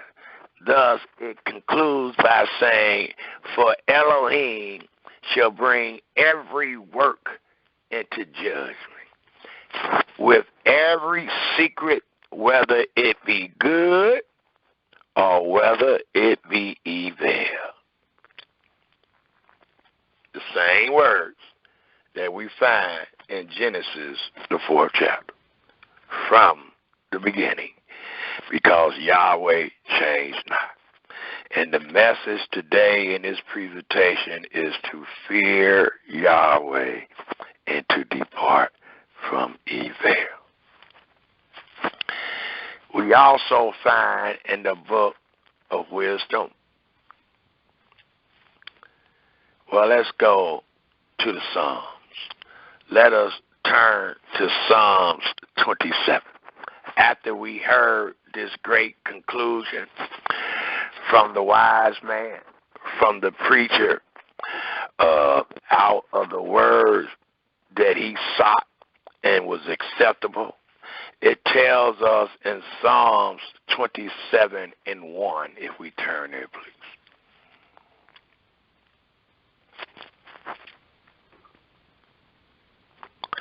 And it reads, Yahweh is our light and our salvation. Whom shall we fear? And the answer is obvious. If Yahweh is the light and Yahweh is the salvation, it's obvious who ye shall fear. Thus it reads, Yahweh is the strength of our life. Of whom shall we be afraid? So we're not to be afraid of our brother. We're not to be afraid of men. We are to be afraid of our Creator for all that he have done and all that he have said. It also tells us in Proverbs, if we turn there, please, the 9th chapter, the 10th verse, Proverbs 9, verse 10.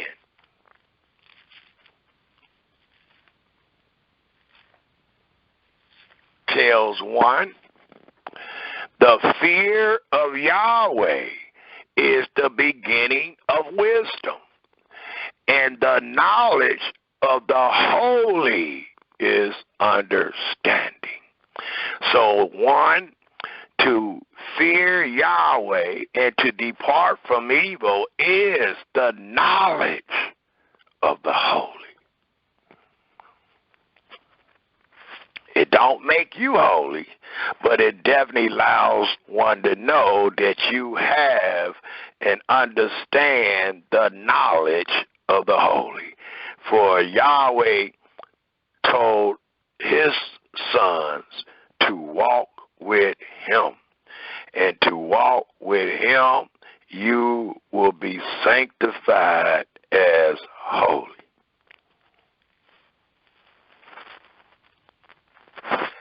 In the 16th chapter of the same book, it tells us in the 6th verse,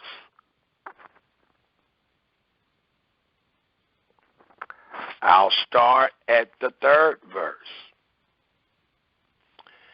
I'll start at the 2nd verse, and it says in Proverbs 16:2, all the ways of a man are clean in his own eyes, but Yahweh weighs the spirit. So one can tell us, no, you don't have to fear Yahweh. One can tell us that, no, you don't have to depart from evil.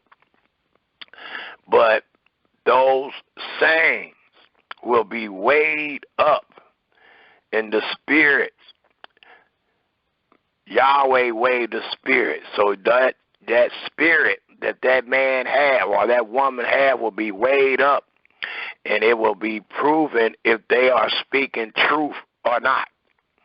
It tells us, commit thy works unto Yahweh, and thy thoughts shall be established. Yahweh has made all things for himself, yea, even the wicked, for the day of evil. Everyone that is proud in heart is an abomination to Yahweh. Though hands join in hand, he shall not be unpunished. And we're going to continue to show these great 7 abominations in this presentation. Fear the Creator and depart from evil. The 5th verse says, everyone that is proud in heart is an abomination to Yahweh. Though hands join in hand, he shall not be unpunished. By mercy, and this is another reason why you are to fear Yahweh, because of his great mercy. By mercy and truth, iniquity is purged, and by the fear of Yahweh, men depart from evil. And as we read in the book of Ecclesiastes in the 8th chapter, talking about because a sentence is not executed speedily, that is one reason man will depart from Yahweh.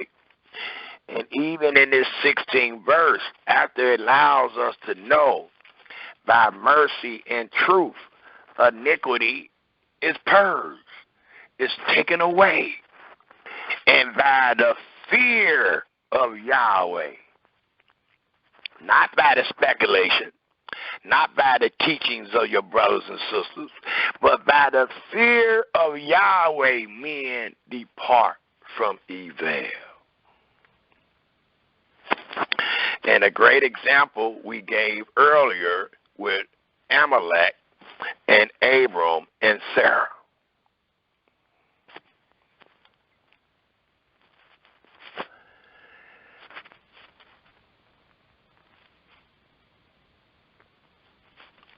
And again, with the reward, I'll go ahead and read that 7th verse because it allows us to know fearing Yahweh and departing from evil pleases Yahweh.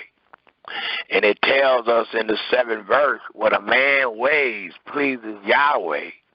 He makes even his enemies to be at peace with him. And that's the example we gave in Genesis, the 20th chapter, dealing with Abram, Sarah, and Amalek.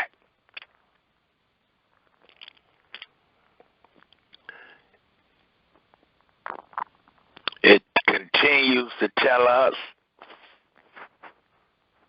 if we pick up in Isaiah, the 56th chapter, it tells us in Isaiah, the 56th chapter, if we read the 9th to the 12th verse, and it tells us, it gives us a history of our fathers. and a history of the Israelites with their Creator. And it allows us to know that there were many times and many people that did not fear Yahweh and did not eschew or hate evil. Thus, they were not the recipients of wisdom, knowledge, and understanding. And it tells us in the 9th verse of the 56th chapter of Isaiah, and note we read early where it talked about them being beastly or brutish. It says, all ye beasts of the field come to devour. Yea, all ye beasts in the forest. His watchmen are blind, so they ain't telling us to fear Yahweh and depart from evil every day, because they are blind. They are ignorant. They just don't know. They are all dumb dogs that do not teach you to fear Yahweh and depart from evil. They cannot bark, sleeping, lying down, loving to slumber. Yea, they are greedy dogs, not like Nehemiah, which can never have enough. And they are shepherds that cannot understand. They all look to their own way. How can you fear Yahweh and depart from evil, being right in your own eyes? Proverbs 3:5-7. Every one for his gain from his quarters. Come ye, say they, I will fetch wine, and we will fill ourselves with strong drink. And tomorrow shall be as this day, and much more abundant. So I just wanted to show how our fathers felt and how our fathers acted, those that did not fear Yahweh, nor did they depart from evil.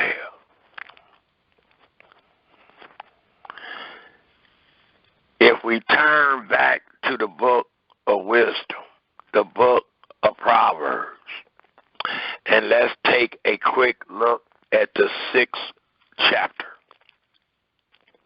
And we will use this chapter to close out on fearing Yahweh and depart from evil.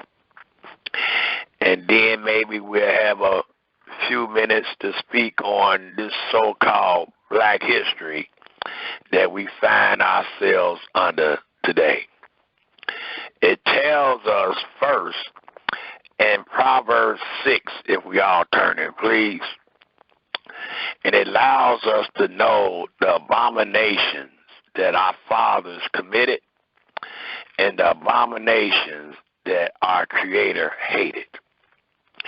And we must know and understand these things and follow the instructions thereof to truly be a witness that you fear Yahweh and you hate evil. Because if you don't know the evil that Yahweh is speaking about, it's impossible for you to say that you hate it. Thus, it tells us in Proverbs 6, if we pick up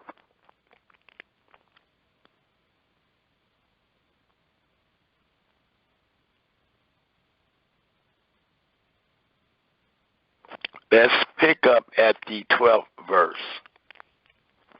The 12th verse, and we will read to the 19th verse. And it reads,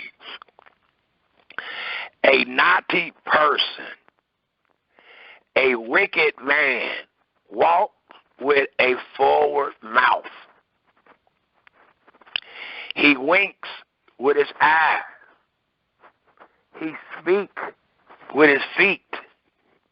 He teach with his fingers. Forwardness is in his heart. He devises mischief continually. He sows discord. And a lot of times we find these things happening among ourselves. And it's only because we truly don't fear Yahweh, nor do we hate evil. Therefore shall his calamity come suddenly. Suddenly shall he be broken without remedy. And that's exactly what has happened to the whole house of Israel. They have been broken without a remedy. 6 things. These 6 things does Yahweh hate. And if you're going to walk with Yahweh, you must hate those things. You can't stand on the fence with Yahweh. You can with your brothers and sisters, but you cannot with Yahweh. He tries the ruins. It says 6 things does Yahweh hate, yea, 7 are an abomination unto him. And what are those 7 abominations that we are to hate, that we may fear him?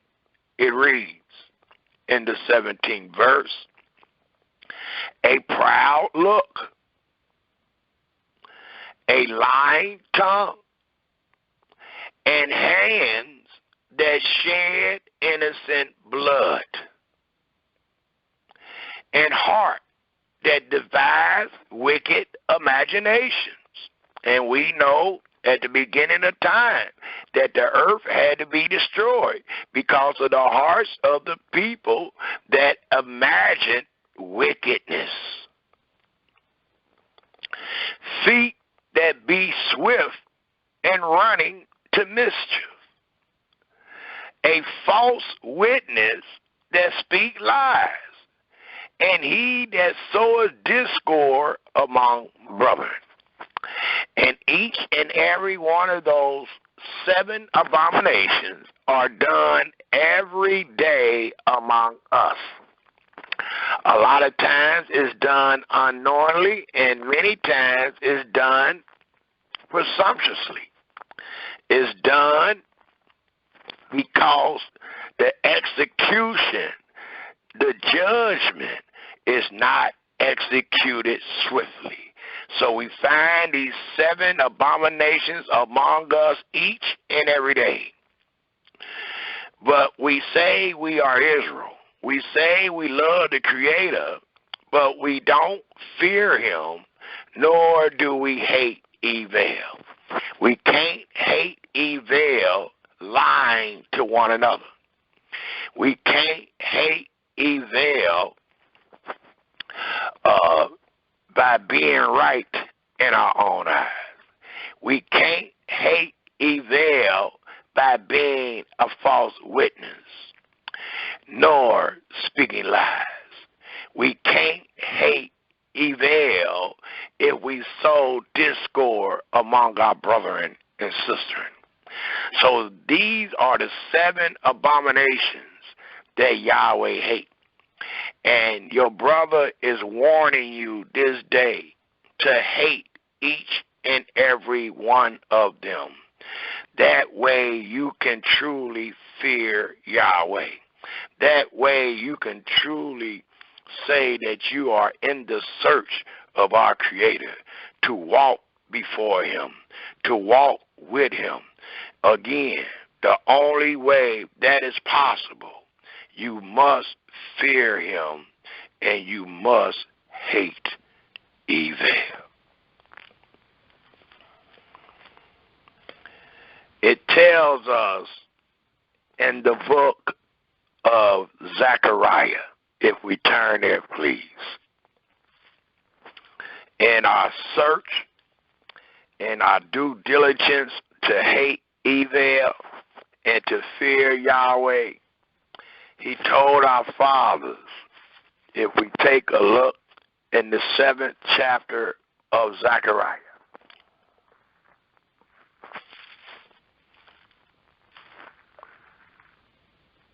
And it tells us in Zechariah, the 7th chapter, if we pick up at the 7th verse, and it reads,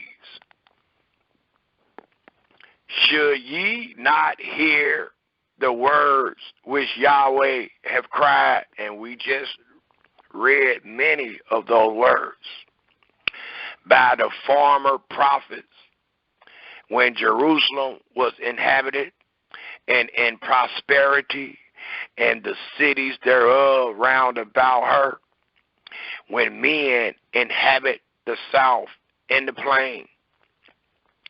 And the word of Yahweh came into Zechariah, saying, thus speak Yahweh of hosts, saying, execute true judgment,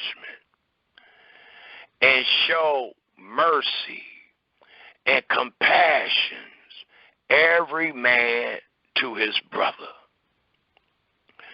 and oppress not the widow. This is fearing Yahweh, and this is departing from evil.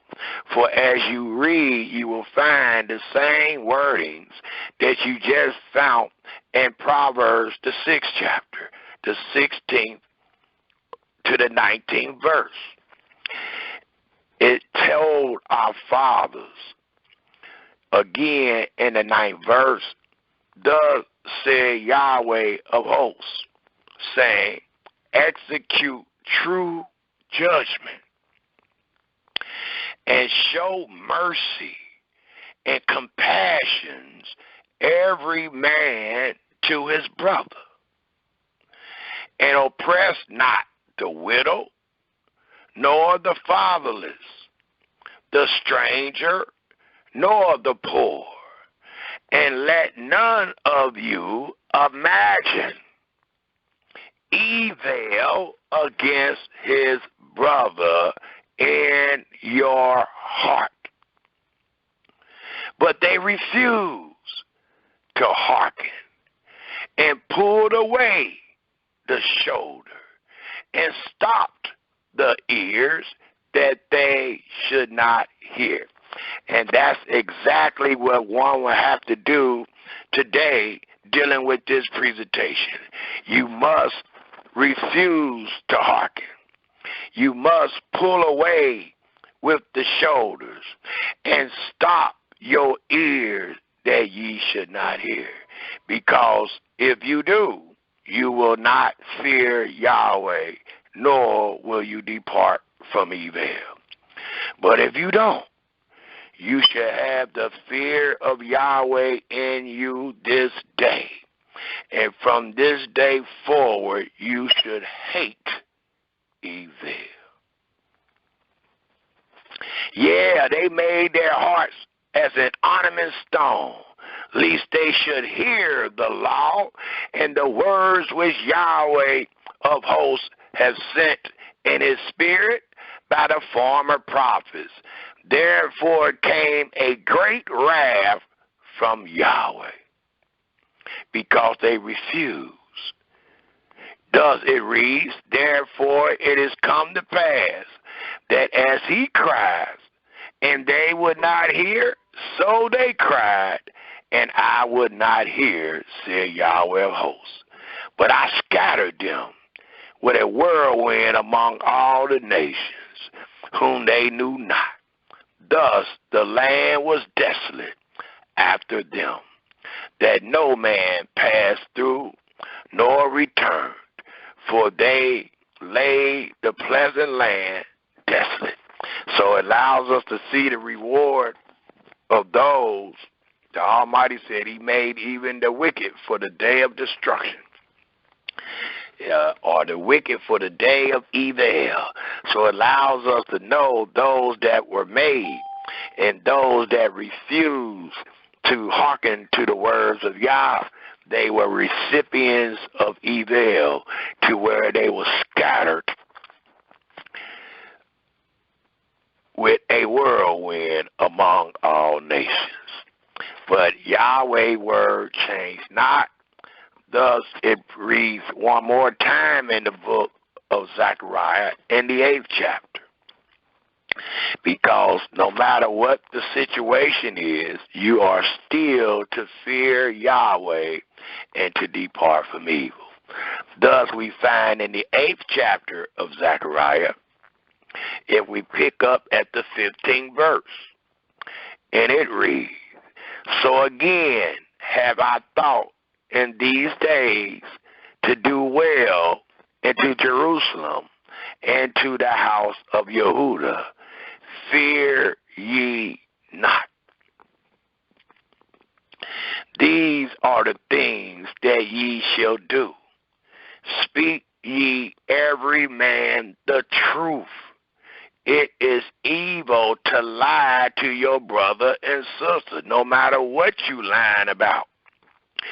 Speak ye every man the truth to his neighbor. Execute the judgment of truth and peace in your gates.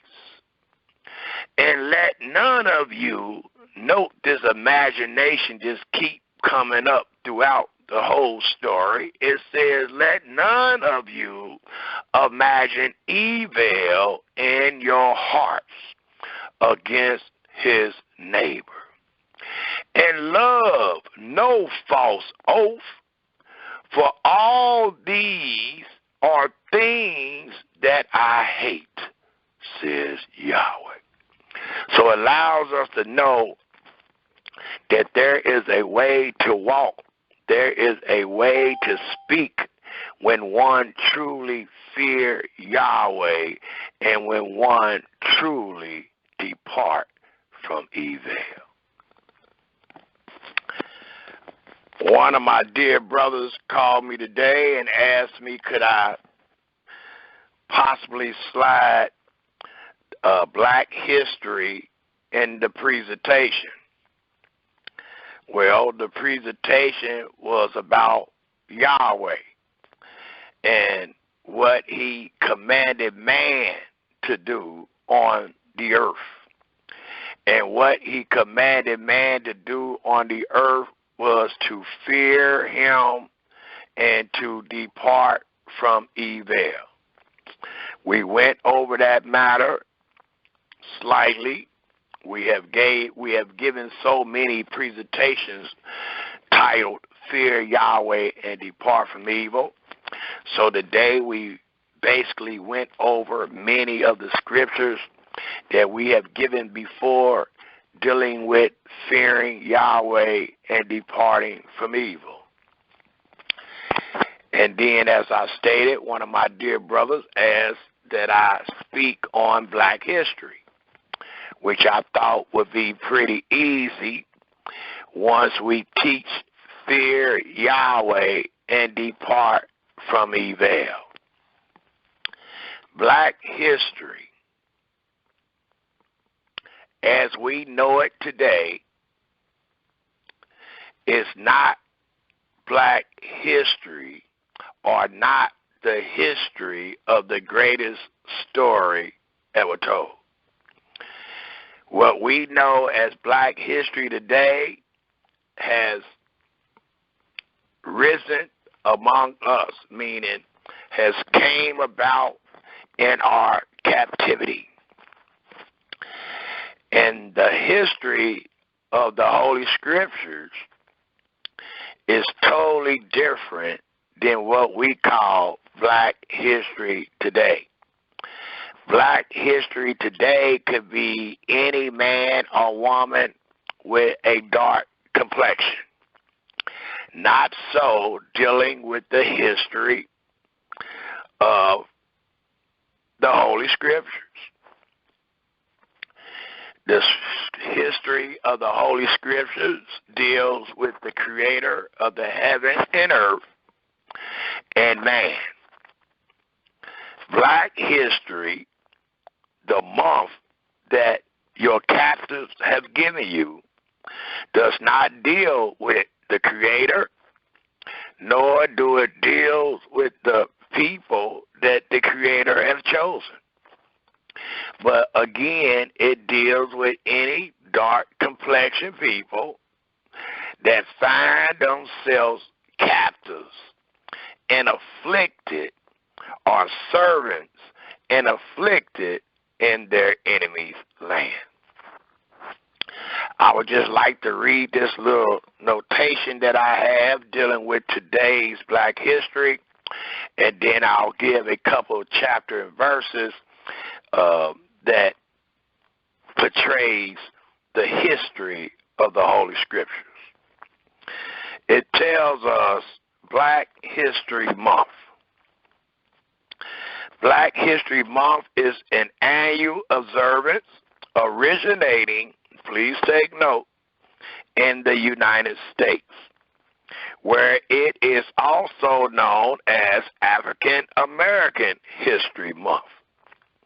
It has received official recognition from governments in the United States and Canada, and more recently have been observed in Ireland and the United Kingdom. It began as a way of remembering important people and events in the history of the African slavery. It is celebrated in February in the United States and Canada, while in Ireland and the United Kingdom it is observed in October. When first established, Black History Month resulted in some controversy. Those who believed that Black History Month was limited to educational and institution questions, whether it was appropriate to confine the celebration of Black history to 1 month, as opposed to integration of Black history into the mainstream education the rest of the year. Another concern was that, contrary to the original inspiration for Black History Month, which was a desire to redress the manner in which America's schools failed to represent Black historical figures as anything other than slaves or colonial subjects. Black History Month could reduce complex historical figures to overly simplified objects of hero worship. Other critics referred to the celebration as a form of racism. Actor and director Morgan Freeman and actress Stacey Dash have criticized the concept of declaring only 1 month as Black History Month. Freeman noted, "I don't want a Black History Month. Black history is American history, and that is the truth. Since its conception, Black History Month has expanded beyond its initial acceptance in educational establishments. Carter Woodson organization, now known as the Association for the Study of African American Life and History, designates a theme each year. For an example, Black Health and Wellness in 2022, focused on medical scholars, health care providers, and health outcomes. In 2018, Instagram created its first ever Black History Month program with the help of its then head of global music and youth culture communication, Siobhan.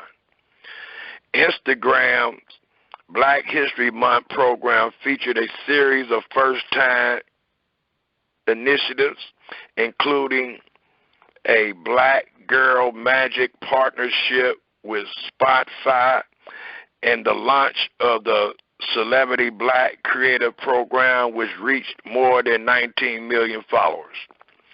By 2020, Black History Month had become a focus beyond schools. Wall Street Journal described it as a time when the culture and contributions of African Americans take center stage, and a variety of cultural institutions, including theaters, libraries, and museums. It has also garnered attention from the U.S. business community.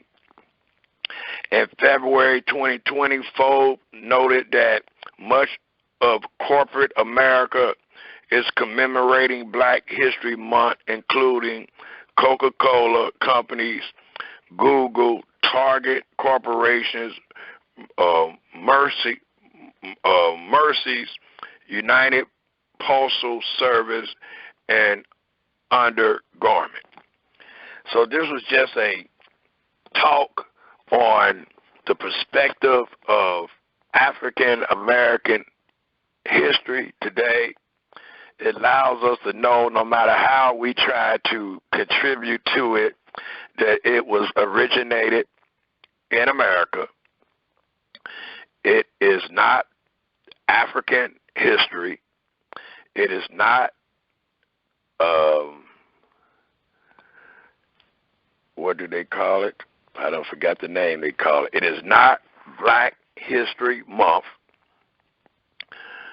It is, as I stated, originated in America.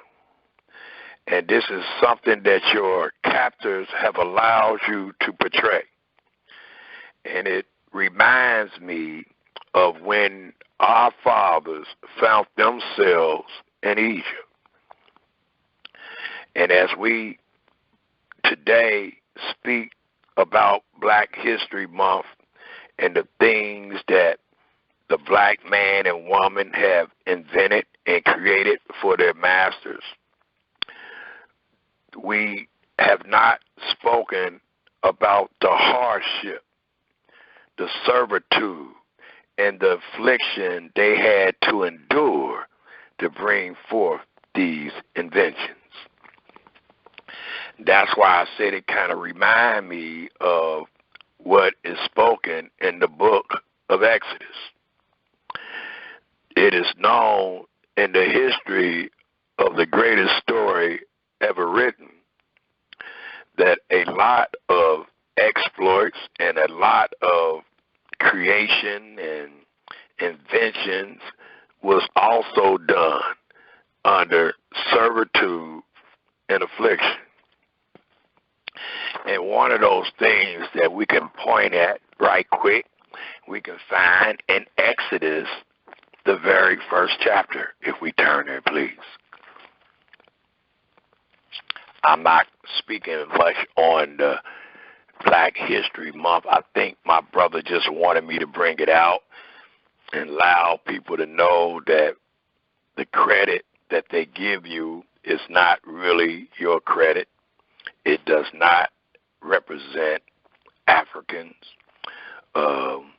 nor does it represent the creativity of the African for themselves and their sustainability, but instead it was a forced labor, it was a forced invention, it was the things that they produced and introduced to the American society was done under servitude and affliction. So that's not a great banner for the black man when everything you created was for your enemy. And your enemy got the sole right of just about everything you created. Well, the enemies of Egypt had the same idea when it came to the Israelites. For it tells us in the first chapter of Exodus, if we pick up at the 10th verse, it reads, "Come on, let us deal wisely with them, lest they multiply And it come to pass that when they fall out any war, they join also into our enemies and fight against us, and so get them up out of the land. Therefore they did set over them taskmasters, as taskmasters was set over us here in America, and all that we discovered and all that we invented. Therefore they did set over them taskmasters to afflict them with their burdens. And they what?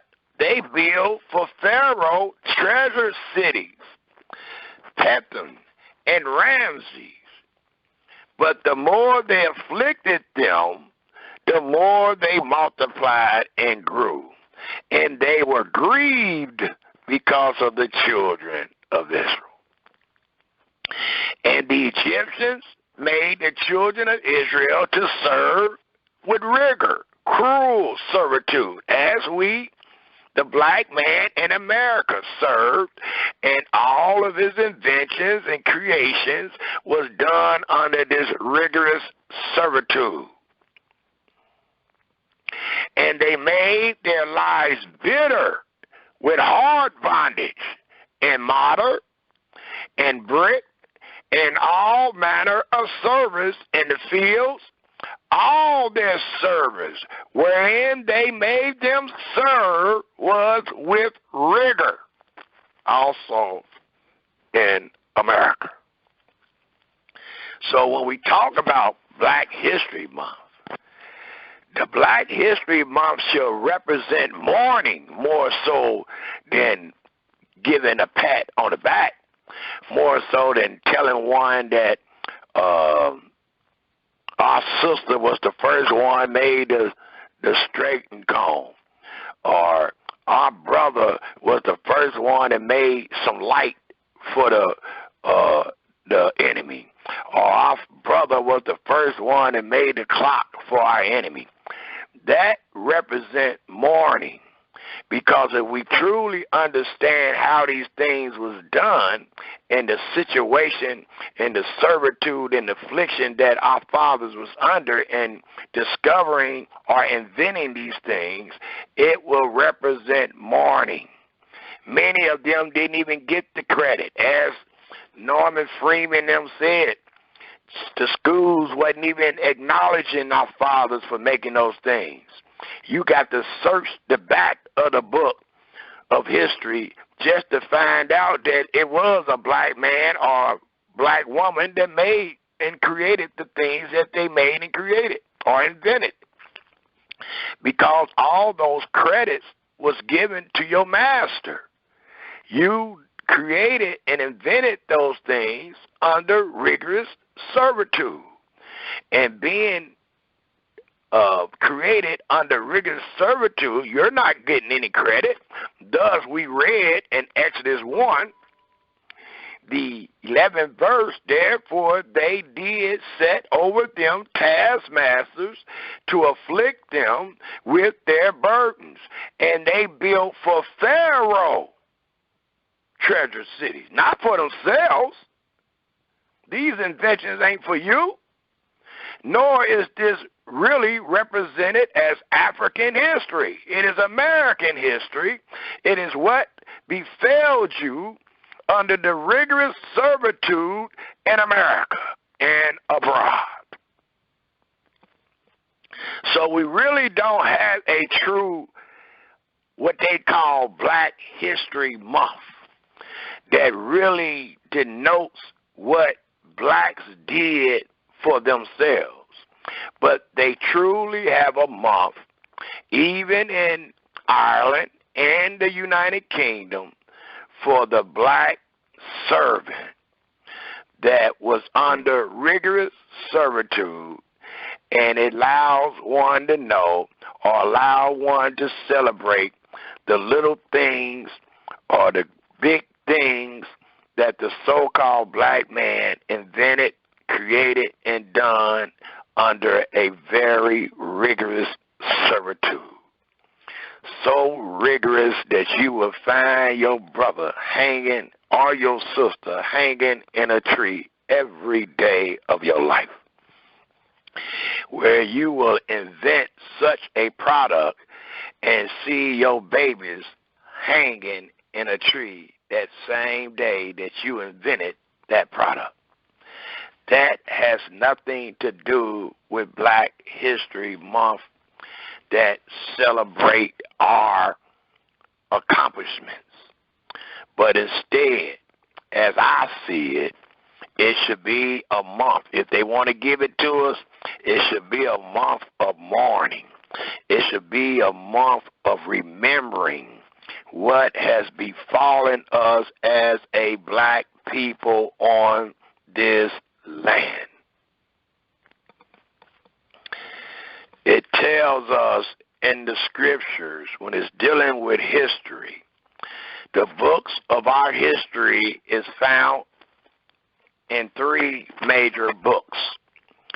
And those books are 1st and 2nd Chronicles. They are the book of Ezra and the book of Nehemiah. That is where you find most of the history of your Holy Scriptures, starting from the beginning all the way to the end of the 2nd Exodus, or the Israelites coming up out of Babylon. And so that's where you will actually find your history. If you wanted to go in the Bible and find the historical aspects of the Bible, your brother just gave you the books. 1st and 2nd Chronicles, Ezra, and Nehemiah. And those books cover a long span of history from creation, as I stated, to 400 BC or later. There is another biblical history book in your Holy Bible, and that is found under the pages of Haggai, the 1st chapter.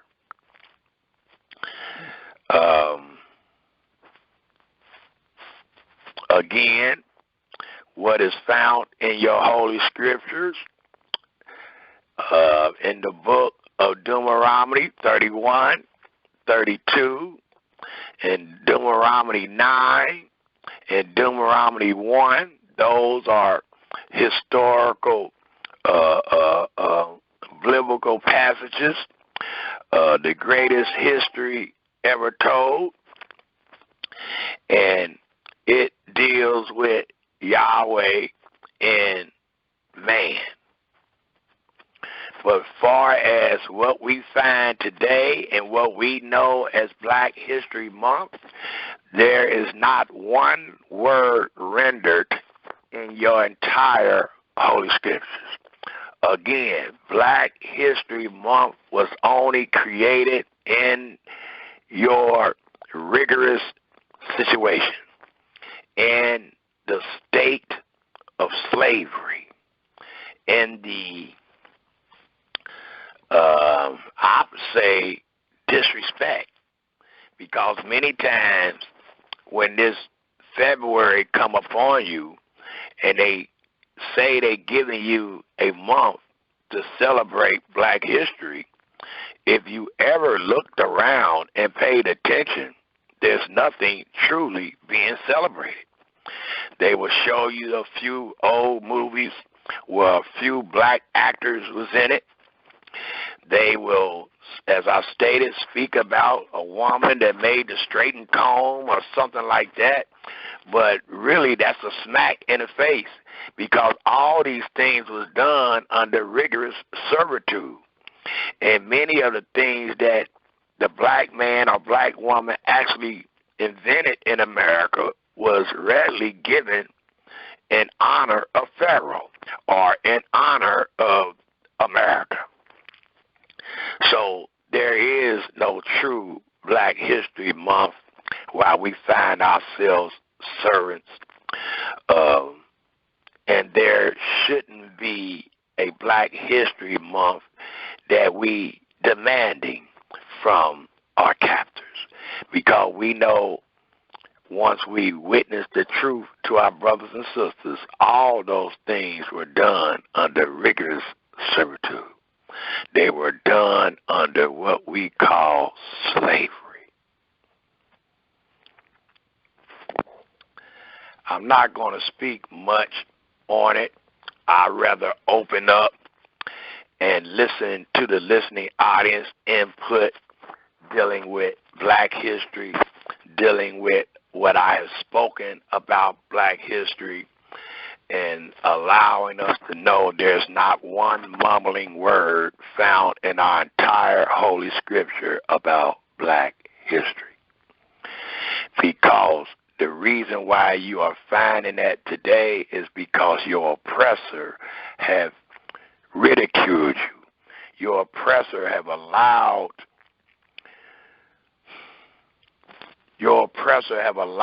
you to be in a delusion, as if you are actually part of this history in the making, when the Almighty already said what Israel will be doing in this enemy's land. Once he scattered them, what they will be doing, and nothing that they will be doing will represent glory, will represent honor. That glory and honor will come upon those people once they was redeemed, once they was brought out of wherever they were scattered to. Then you hear about the love and the unity and all that dealing with the black man and their creator. Not before. So today, I don't really call it Black History Month. I don't acknowledge it as a Black History Month. It might be a month that I can catch a couple of movies that I normally don't catch because they don't want to show certain movies. But then again, those are watered down. They're keeping it America, even though they're saying Black history, they're keeping it American history. And that's exactly what this history is today. You're not in Africa. You find yourself in America and abroad, and wherever you find yourself, that is their history, not yours. So I'll end on that note. We'll go ahead and open up the line for any comments or questions. Again, I welcome anyone that would love to speak more on Black history as we know it today, and Black history as you find it in your Holy Scriptures. Other than that, I would just like to say Hallelujah and Shalom Israel. And please make your comments 2 minutes per comment or question. Comments or questions dealing with today's presentation, Fear the Creator and Depart from Evil / Black History Month. Is there any comments or questions?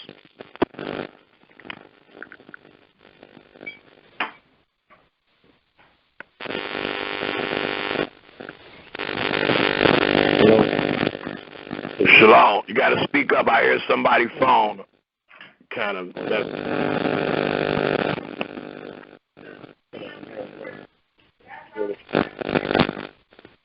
Hey, yeah.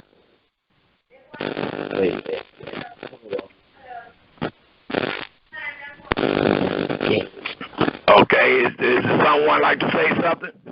Just speak up.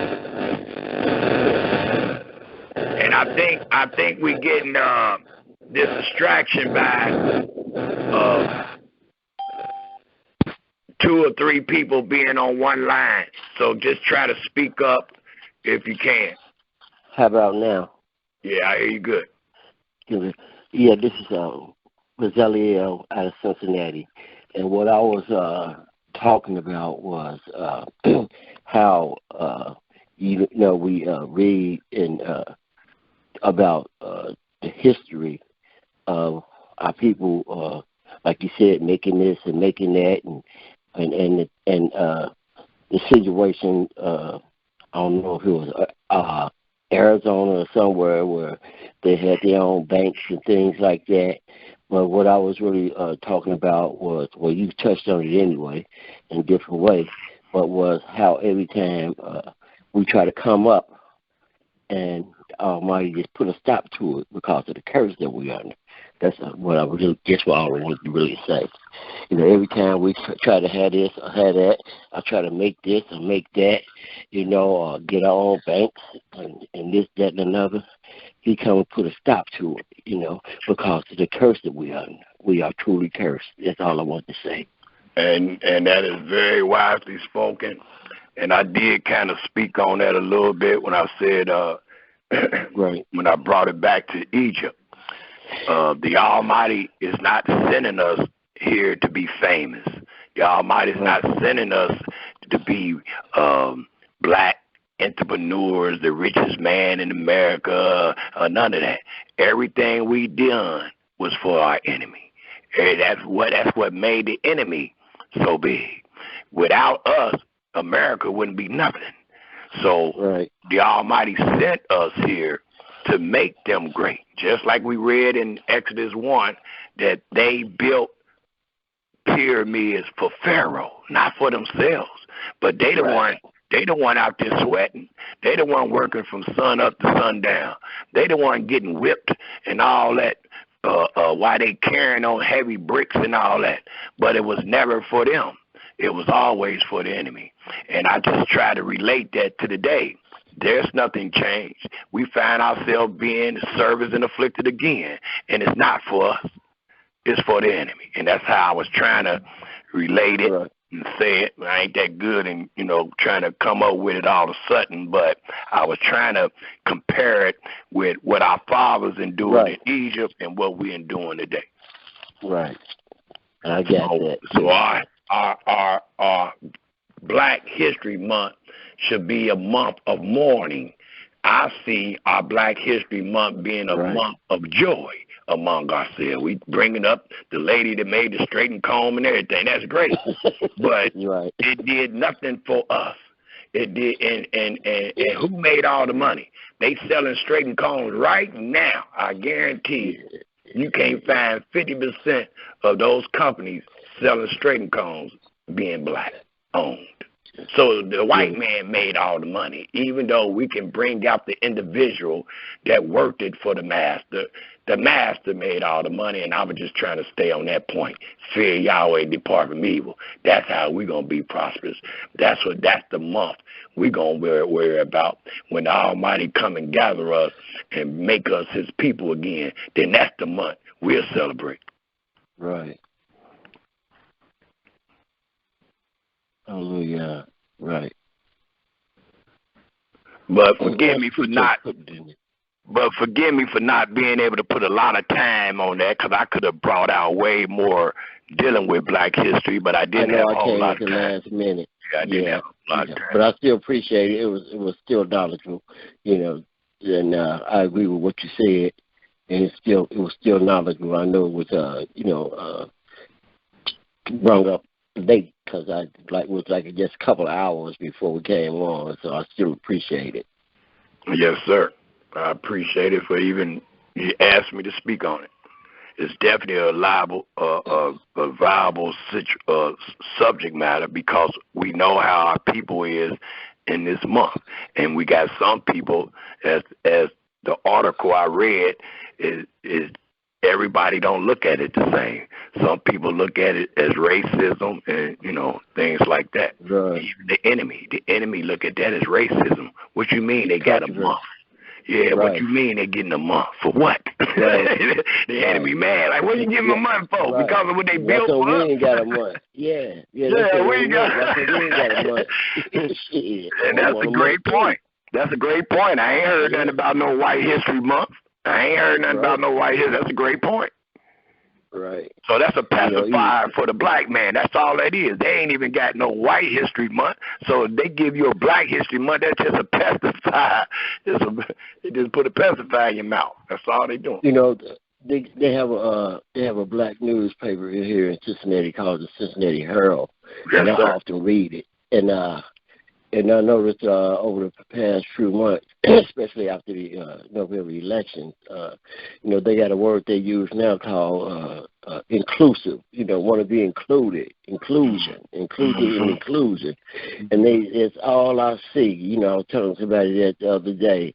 That's a new word that we have. Inclusive, include. They want to be included. That's what they're saying. They want to be included in everything they do. So hey, man, what we're saying, we got a part of it now too. I was reading an article about a brother that was a coach for the Miami Dolphins, I think it was, and he got fired because they wanted to give him $1,000 per game. And he said, "Oh, y'all crazy," but it was a time where you wasn't getting nothing, And he made the statement himself. He testified himself and said, "Well, I really didn't want to do this because all things the NFL had done for me. But, the NFL have done all these things for you, then why have you doing it?" And what we got to realize is, and that's my bottom line is, we are up under the curse. We'll never be equal. Never. Not in this land. It just ain't happening. I don't care how much you jump up and down, how much you march, how much you sing, it ain't going to happen. Well, if you remember your brother's teachings, I've always stated that was a foolish thing for the black man to say we want equal rights. Because every time you say equal rights, all you are saying is you want to be equal with the wicked man. You want the right to do the same wickedness that the wicked man did. That is equal rights. That's it. That's the way I see it, too. And it lets us know the people that speak like that do not fear Yahweh, nor have they departed from me, because you would not say that. If you know exactly what the wicked man have done, you would never protest, march, or nor sing about equal rights, because you're asking to be equal with the evil man or with the wicked man. And we should not want to be equal with the wicked man once we done got on the path of fearing Yahweh and departing from evil. Is there any other comments or questions?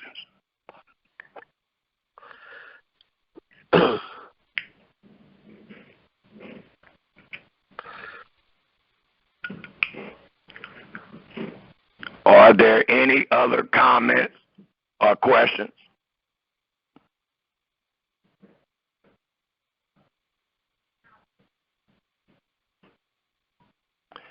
If there isn't any other comments or questions, I would just like to thank the listening audience for lending the ear that you may hear and for fearing Yahweh and departing from evil. And we will end the presentation with Psalms 14. If there isn't any other comments or questions, let us all please turn to Psalms 14 to end the presentation. And I thank each and every one of you for lending the ear that ye may hear. Yeah. You said 14. Yes, Psalms 14 in closing.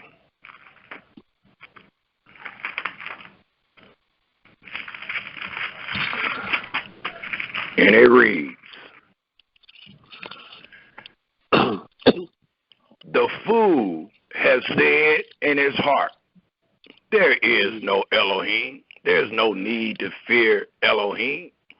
There's no need to depart from evil. It says the fool has said in his heart, there is no Elohim.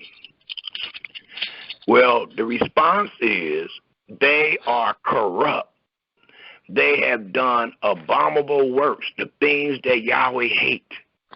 There is none that does good.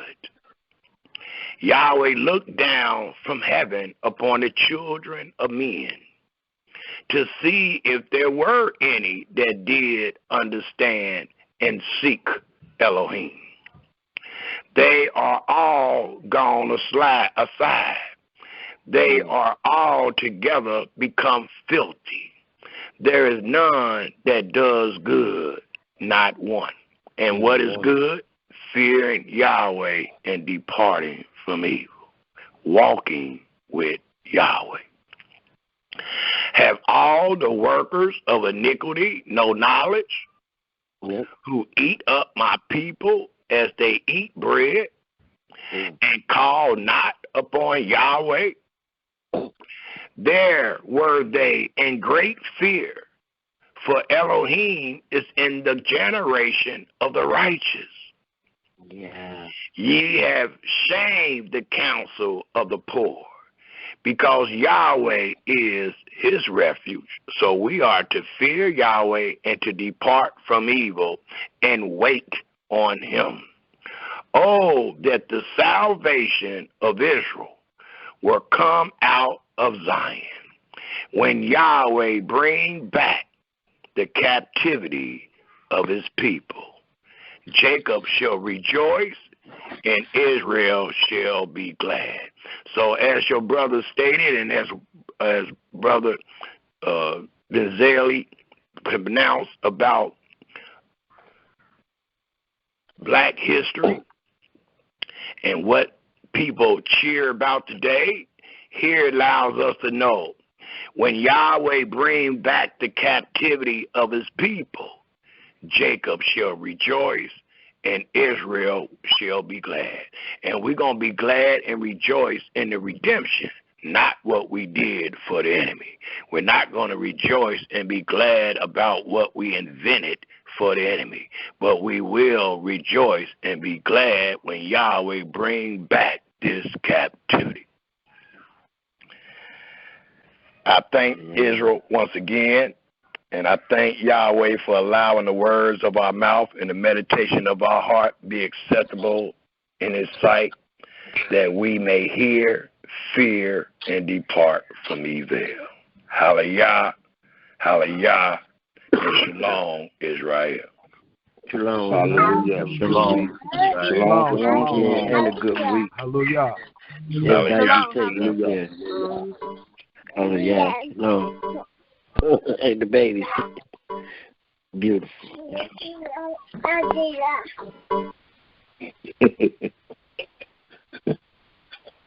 Come, unique.